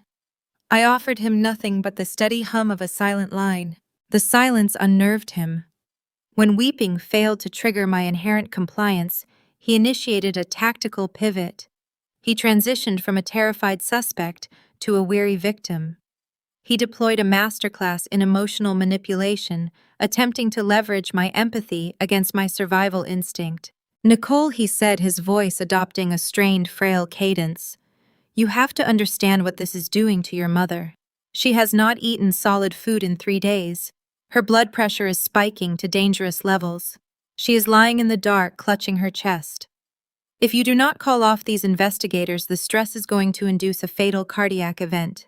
You are going to put your own mother in the hospital." I listened to him weaponize her hypothetical failing health. I recognized the strategy. It was the exact playbook they utilized whenever they required my submission. Create an urgent domestic crisis, assign me the blame, and demand my labor to resolve the tension. He did not pause to let the guilt settle. He moved swiftly to his next target. "And your brother?" he continued, his tone shifting toward a manufactured sorrow. Sarah packed her bags and abandoned him. She left him sitting alone in an empty rented unit. He lost his wife. He lost his income. He has no future. You stripped him of everything he worked so hard to build. You hold our entire lives in your hands right now. You have the power to fix this. All you have to do is pick up the phone and tell the authorities it was a simple familial misunderstanding." He painted a tragic portrait where Helen and David were innocent casualties of my sudden vindictive rage. He actively ignored the forged documents, the stolen wages, and the 6 years of systematic extraction. He required me to absorb the guilt for the consequences of their actions. I closed my eyes for a brief moment. A younger version of myself would have buckled under the crushing weight of those accusations. I would have drafted an apology and begged the federal authorities to drop the case. I would have sacrificed my financial resurrection to lower my mother's blood pressure and restore my brother's fraudulent marriage. But I was no longer operating under their domestic authority. I utilized the clinical detachment I observed in Valerie during our legal consultations. I filtered his emotional pleas through a framework of cold forensic logic. "You are operating under a fundamental misunderstanding of the judicial process," Richard Fay replied, my voice remaining steady and devoid of affection. He stopped speaking. He waited for me to offer the reprieve he desperately craved. "I do not hold your lives in my hands," I explained, delivering the legal reality with surgical precision. "I hold zero power over the mechanism you triggered. You assume this situation resembles a minor civil dispute where the plaintiff can simply withdraw the complaint and walk away. You are incorrect." I took a slow breath, letting the facts align. "Aggravated identity theft and wire fraud are not familial misunderstandings," I continued. "They are severe felonies. The Federal Trade Commission operates as an independent regulatory agency. They do not dismiss verified forgery because a victim experiences a sudden change of heart. The county district attorney pursues indictments based on documented evidence, not domestic forgiveness. You defrauded a chartered commercial bank and you deceived the Internal Revenue Service. The crime is no longer a private matter between a father and a daughter. Your crime is now the property of the state." Richard sputtered, grasping for a counter-argument. "But Nicole, you are the primary witness," he argued, his voice rising in pitch. "If you refuse to testify, they cannot build a case against us. You can just tell them you gave us permission to sign your name. You can tell them the money was a gift." He was asking me to commit perjury. He was begging me to risk my own freedom to shield him from the prison sentence he earned. The sheer magnitude of his selfishness hung in the quiet air of my apartment. He viewed my pristine legal standing as just another resource he could harvest for his own preservation. I will not lie to federal investigators, I told him. I will not compromise my integrity to rebuild your illusion. His sorrow evaporated, replaced by a sudden flare of desperate anger. After everything we did for you, he snarled, dropping the frail old man persona. We raised you. We put a roof over your head. We fed you and clothed you. And this is how you repay our sacrifice. You are tearing your own family apart over money. The accusation struck the core of our conflict. He believed providing basic necessities during my childhood purchased the right to pillage my adult labor. He viewed parenthood as a transactional ledger where I owed him an eternal unpayable debt. I am not tearing the family apart, I corrected him, keeping my tone remarkably calm. The foundation of this family fractured the exact moment you decided my future was expendable. I shifted my weight, stepping away from the window. I needed to deliver the final boundary. I needed to articulate the betrayal in terms he could never misinterpret or twist. You want to discuss the obligations of family? I asked, holding the device closer to my mouth. A father is supposed to provide a safe harbor. A father is supposed to stand between his children and the predators of the world. Your fundamental job was to protect your daughter from thieves. I paused, letting the silence stretch across the digital connection. Instead, you decided to become one. Richard gasped. The raw truth of the statement severed his remaining defenses. He tried to speak, attempting to formulate another excuse, another rationalization, but his vocal cords failed him. He produced only a hollow, choking sound. I did not wait for his recovery. I did not offer a farewell. I pulled the cellular device away from my ear. I stared at the illuminated screen displaying the active call duration. My thumb hovered over the glowing red icon. I pressed the button, severing the connection. The line went dead. I placed the phone face down on the smooth quartz surface of my kitchen counter. The physical act of setting the device down felt like lowering a heavy stone barrier. The impact was quiet, but the finality was absolute. I did not just end a conversation, I terminated an entire era of my existence. I picked the phone back up and navigated to the carrier settings menu. I selected the incoming number and initiated the permanent block feature. I repeated the process for Helen and David, securing the digital perimeter. I ensured they could never penetrate my quiet sanctuary again. No more manufactured crises, no more tearful voicemails, no more demands for my submission. I walked into my living room and sat on the edge of my sofa. The rain continued to fall outside, washing the suburban streets clean. True peace is a difficult state to achieve. It requires more than just physical distance. It requires the conscious refusal to absorb the guilt of the abuser. They would spend the rest of their lives blaming me for their destruction. They would tell anyone who listened that I was a cruel, ungrateful child. I realized I was perfectly fine with their fictional narrative. They could keep their stories. I was keeping my freedom. The subsequent weeks passed with a quiet, methodical rhythm. The chaos of the legal fallout occurred at a distance, filtered through periodic email updates from Valerie. I went to my logistics job. I walked through the local parks. I slept through the night without grinding my teeth or waking up in a cold sweat. The mental bandwidth previously occupied by my parents' demands was suddenly available for my own pursuits. 30 days later, I arrived home from the office and opened my metal mailbox. Nestled between the generic grocery circulars and the utility bills was a thick, stiff envelope. It was sent via certified mail, requiring my signature upon receipt. I recognized the embossed return address printed in the upper left corner. It belonged to the premier escrow company handling the Traverse City liquidation. The postal carrier required my physical signature on a green delivery tag. I signed my name using a standard ballpoint pen and accepted the stiff cardboard envelope. The return address indicated a prominent title and escrow firm located in northern Michigan. I carried the parcel inside and sat down at my small dining table. I used a metal letter opener to slice through the adhesive seal. Inside rested a single sheet of heavy textured paper. It was a certified cashier draft printed with intricate security watermarks. I traced my index finger over the raised ink, displaying the numerical value. The sum was staggering. $195,000.00. The payee line bore my legal name, Nicole Hamilton. This document represented the final mathematical conclusion of the Traverse City liquidation. The judicial unwinding of my family grand illusion had proceeded with clinical efficiency. Valerie orchestrated the asset forfeiture through a rapid commercial fire sale. The lakeside luxury estate possessed premium geographical value. A corporate hospitality group purchased the parcel within 10 days of the initial listing. They paid cash, bypassing any prolonged financing delays or structural inspections. The escrow officers executed a precise distribution of the incoming capital.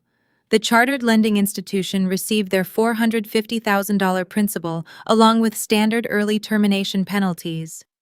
The regional tax authorities claimed their minor outstanding levies. The residual equity then cascaded down the corporate hierarchy.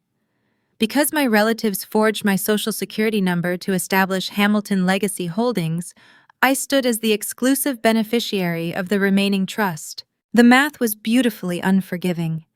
The proceeds reimbursed my original $155,000 stolen through 6 years of manufactured rent. Furthermore, the real estate market had appreciated during the brief holding period. David had also accumulated substantial seasonal rental deposits before the court-appointed receiver locked him out. Those combined factors yielded an additional $40,000 in raw profit. Richard and Helen engineered a complex federal fraud to enrich their favorite son. Instead, their intricate scheme generated a significant return on my involuntary investment. I placed the heavy financial instrument on the table and opened my laptop. I logged into my credit monitoring portal to verify the secondary phase of the restoration. The interface loaded, displaying a pristine green arc. My numerical score rested at 790. The major reporting bureaus had processed the Federal Trade Commission affidavit. They systematically eradicated the ghost debt from my permanent record. The commercial liability vanished as if it never existed.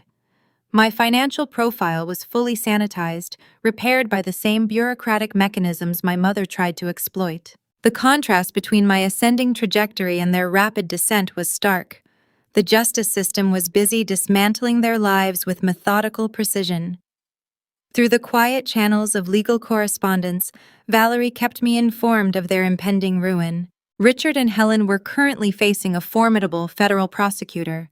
The district attorney pursued the wire fraud and aggravated identity theft charges with relentless vigor. To secure competent defense counsel, my parents required exorbitant legal retainers.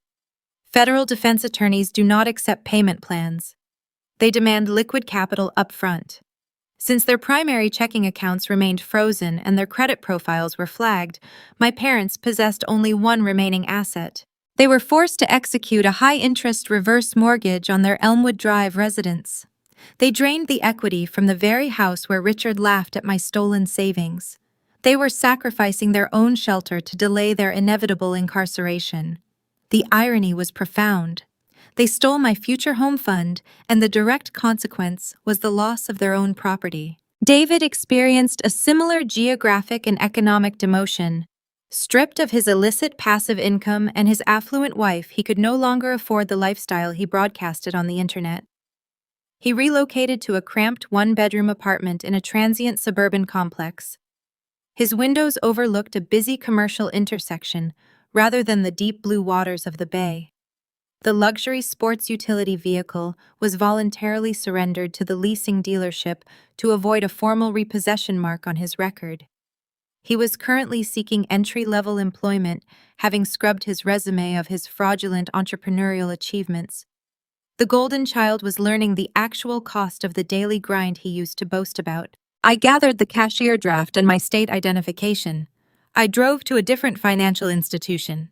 I chose a secure regional credit union located across town, intentionally avoiding the branch where my mother initiated her custodial skimming. I walked into the quiet lobby and approached the teller window. I presented the textured paper and instructed the representative to open a new high-yield account. I specified that this ledger required a single authorized signature. No secondary users, no legacy access, no familial bridges. The teller processed the transaction, verifying the security watermarks and routing the substantial funds into my protected vault. I stood at the counter watching the digital monitor confirm the deposit. The numbers glowed against the dark screen. $195,000. The presence of that capital did not erase the trauma. Currency cannot rewrite history or replace the lost years of skipping meals and driving a failing vehicle in the bitter cold. It cannot repair the fundamental biological betrayal of a mother stealing from her own daughter. However, the funds provided something far more valuable than a fragile apology. The restitution secured my permanent independence. It built an unscalable wall between my future and their toxicity. They could never leverage my survival against my compliance again. I possessed the resources to dictate my own geography and my own timeline. I was no longer a captive revenue stream. I was a sovereign entity. I thanked the teller and accepted the printed confirmation receipt. I folded the slip of paper and placed it safely inside my leather wallet. I walked out of the credit union, stepping into the bright afternoon sunlight. The Michigan sky was uncharacteristically clear, reflecting a brilliant shade of azure. The heavy psychological fog that plagued my existence for 72 months finally dissipated. My mind shifted toward the next logical objective. The original goal remained intact. The 6 years of sacrifice were always meant to purchase a physical foundation. I retrieved my cellular phone from my pocket. I scrolled through my digital directory and located the contact information for a highly recommended local professional. I tapped the screen, initiating the call. A cheerful voice answered the line. I introduced myself and stated my purpose. I told the real estate agent I was a pre-approved buyer with a pristine credit profile and a substantial cash down payment. I was ready to find my new home. The final signature required a simple black pen. I sat across from my real estate broker in a sunlit conference room overlooking the Grand River. The escrow officer slid the thick stack of closing documents across the polished mahogany table. I reviewed every page with the meticulous scrutiny of a veteran auditor. I checked the parcel numbers, the property boundaries, and the title disclosures. The documentation was flawless. I handed over the certified draft containing my restored capital. The escrow officer stamped the file. The transaction concluded with a firm handshake. I walked out of the brokerage firm carrying a single brass key. I drove my aging sedan one last time. The destination was a quiet, established suburb located 20 minutes outside the urban core of Grand Rapids. Mature oak trees lined the paved asphalt streets, casting long, cooling shadows over the manicured lawns. I pulled into the concrete driveway of a modest, single-story residential structure. The exterior featured classic brick masonry and a welcoming front porch framed by sturdy wooden pillars. I stepped out of the vehicle and walked up the concrete path. I stood in front of the sturdy wooden door. I inserted the brass key into the heavy deadbolt. I turned my wrist. Click. The metallic sound echoed in the quiet afternoon air. It was a sharp, definitive noise. It was the sound of undisputed ownership. I pushed the door open and crossed the threshold into a space that belonged exclusively to Nicole Hamilton. The interior smelled of fresh paint and polished hardwood. Sunlight poured through the large insulated windows illuminating the empty living room. There were 3 bedrooms, one designated for sleeping, one converted into a secure home office, one reserved as a guest space for visitors who earned the privilege of an invitation. I furnished the dwelling methodically. I did not purchase expensive teakwood patio sets or imported leather sofas to project an illusion of wealth. I selected comfortable, durable pieces designed for actual living. I bought a soft sectional couch and a sturdy dining table. I replaced my failing 12-year-old sedan with a reliable late-model vehicle featuring a functioning climate control system and a pristine transmission. I built an environment rooted in authentic stability rather than fabricated luxury. The physical space served as a sanctuary. It was a fortress insulated against the chaos of my past. The orchestrators of that chaos remained permanently stranded on the outside of my perimeter. The federal justice machine processed Richard and Helen with cold, bureaucratic efficiency. The district attorney offered a stark plea agreement to avoid a prolonged public trial. My parents pled guilty to lesser charges of systemic financial fraud and unauthorized wire transfers. The judge sentenced them to 5 years of supervised federal probation. Their punishment extended far beyond the courtroom parameters.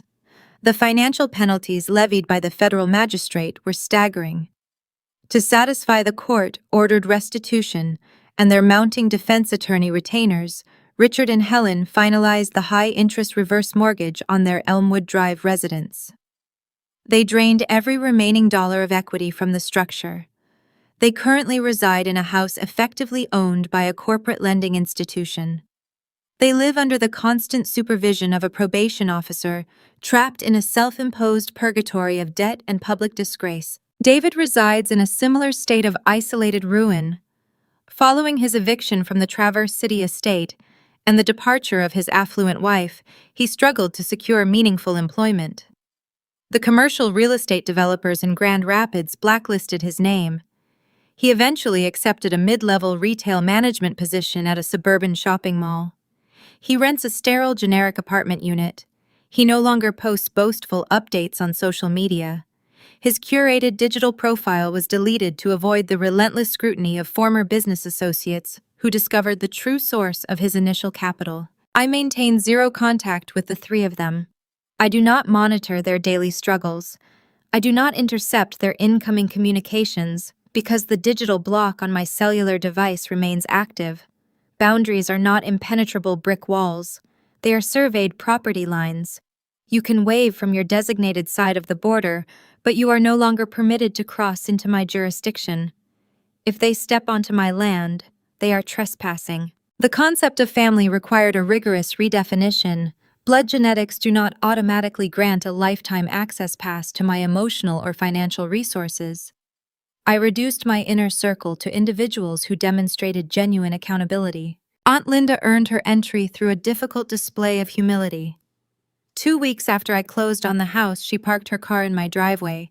She walked up to my front porch carrying a simple housewarming gift. It was a potted fern. She did not manufacture excuses. She did not attempt to defend Helen or rationalize the smear campaign. She stood on my concrete steps and delivered a raw, unvarnished apology. She admitted she allowed herself to be weaponized. She confessed she was too lazy to verify the facts before judging my character. She asked for forgiveness without demanding immediate reconciliation. I accepted her apology. I invited her inside for a cup of coffee. We established a firm operational rule for all future interactions. The names Richard, Helen, and David are permanently banned from our conversations. She agreed to the terms without hesitation. My reconstructed family is significantly smaller, but the structural integrity is unshakable. If you are listening to this narrative and recognizing the familiar echoes of your own domestic situation, I need you to understand a critical reality. Perhaps you are currently handing over a portion of your paycheck to a relative who promises to safeguard your future. Perhaps you discovered a strange line item on your credit report and a parent brushed it off as a clerical error. Perhaps you are sitting at a holiday dinner table, absorbing condescending lectures from a sibling whose lifestyle is secretly funded by your quiet sacrifices. Setting a rigid boundary with your relatives does not make you a vindictive daughter. It does not make you a cruel sister. It makes you a person who refuses to be a financial casualty. You are not obligated to set yourself on fire to keep your abusers warm. Do not wait for a dramatic confrontation to verify your standing. Navigate to the official credit reporting portals tonight. Request your comprehensive annual files from all 3 major bureaus. Scrutinize the open trade lines, the listed addresses, and the authorized user statuses. If you entrust your capital to a relative for any specific purpose, demand a rigorous paper trail. Require formal receipts. Draft binding promissory notes. Treat your personal economy with the same ruthless scrutiny as a corporate auditor reviewing a suspicious vendor contract. A genuine support system will never object to transparency. Only thieves get offended when you ask to see the ledger. Do not let the word family be utilized as a lockpick for your bank accounts. The title of mother or father is a biological description, not a license to commit federal embezzlement. You owe them respect, only when that respect is mutual. You owe them loyalty, only when that loyalty is not a mechanism for your own destruction. I am 30 years old. I survived a 72-month extraction campaign designed to hollow out my existence. I dismantled a crime syndicate disguised as a suburban household. I stood in a grand dining room and reclaimed my stolen identity with 50 witnesses watching the illusion shatter. I walked out onto my front porch this morning holding a mug of hot coffee. The crisp Michigan air carried the scent of autumn leaves and damp soil. I looked out over my manicured lawn and my quiet suburban street. The 12-year-old rattling sedan was gone. The fake rent receipts were incinerated. The heavy burden of seeking their approval was permanently lifted from my shoulders. I took a slow, deep breath, filling my lungs with the cold morning air. I listened to the quiet rustle of the oak trees. There were no incoming frantic text messages. There were no manipulative voicemails waiting on my answering service. There was only the steady, peaceful rhythm of a life built on an unshakable foundation. Thank you for walking through this journey with me today. If this narrative provided the clarity you needed to finally audit your own ledgers and draw your own property lines, hit the subscribe button. Share this specific video with anyone who needs the courage to change their locks. I will see you in the next case file. Stay vigilant, stay organized, and above all, protect your sanctuary. There is a specific kind of silence that settles into your bones when you realize the people who are supposed to protect you from the world are the ones you need protection from. In American culture, we are raised on a deeply ingrained mythology about family. We are taught that the home is the ultimate sanctuary, the foundational bedrock of the American dream. We inherently believe that blood is thicker than water, and that our parents will naturally sacrifice their own comfort to build a secure stepping stone for our future. But Nicole's journey forces us to confront a terrifying unspoken question. What happens when that stepping stone is actually an anchor actively dragging you into the dark depths of their own failures? For 6 years, Nicole bought into that American mythology. She sacrificed the small, defining luxuries of her 20s, the reliable car, the weekend road trips, the basic peace of mind, because she believed her family was acting as a secure vault for her future. Instead, they were operating a casino, gambling her identity to fund a golden child's fabricated success. The deepest wound wasn't the theft of $155,000 or even the forged $500,000 commercial loan. The true devastation was the realization that, to her parents, her love was merely a line item on a balance sheet. She wasn't a daughter, she was a subsidy. The profound lesson here is one of radical redefinition. We are culturally conditioned to view boundaries as an act of hostility, a fundamental betrayal of the family unit. But Nicole's methodical, chillingly precise dismantling of her parents' empire teaches us that a boundary is not an act of war. It is an act of preservation. In a society that often equates blind forgiveness with moral superiority, there is immense power in refusing to forgive an unrepentant thief simply because they share your last name. Nicole traded the warm, suffocating illusion of a loving family for the cold, unyielding protection of a federal statute. She stopped acting like a wounded child and started operating like an auditor of her own life. Sometimes the only way to save yourself is to let the people who built the burning building collapse alongside it.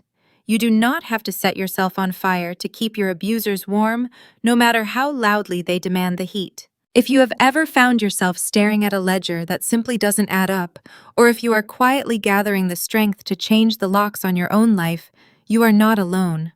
There is a whole community of us navigating these difficult unspoken truths. Please consider subscribing to the Elderly Stories channel, where we continue to shine a light on the hidden corners of family dynamics and the quiet courage it takes to break free. In the end, Nicole got her money back. She bought her house. She stood on her own porch holding a key that belonged only to her. But when the dust settles and the federal indictments are filed, you are left standing in the center of a perfectly quiet room. You look out the window at the manicured lawns and the paved driveways, the picture-perfect American suburbs, and you have to wonder about the houses next door. How many other front doors are locked from the inside, not to keep strangers out, but to keep the ghosts of our own bloodlines from walking back in? You turn the deadbolt.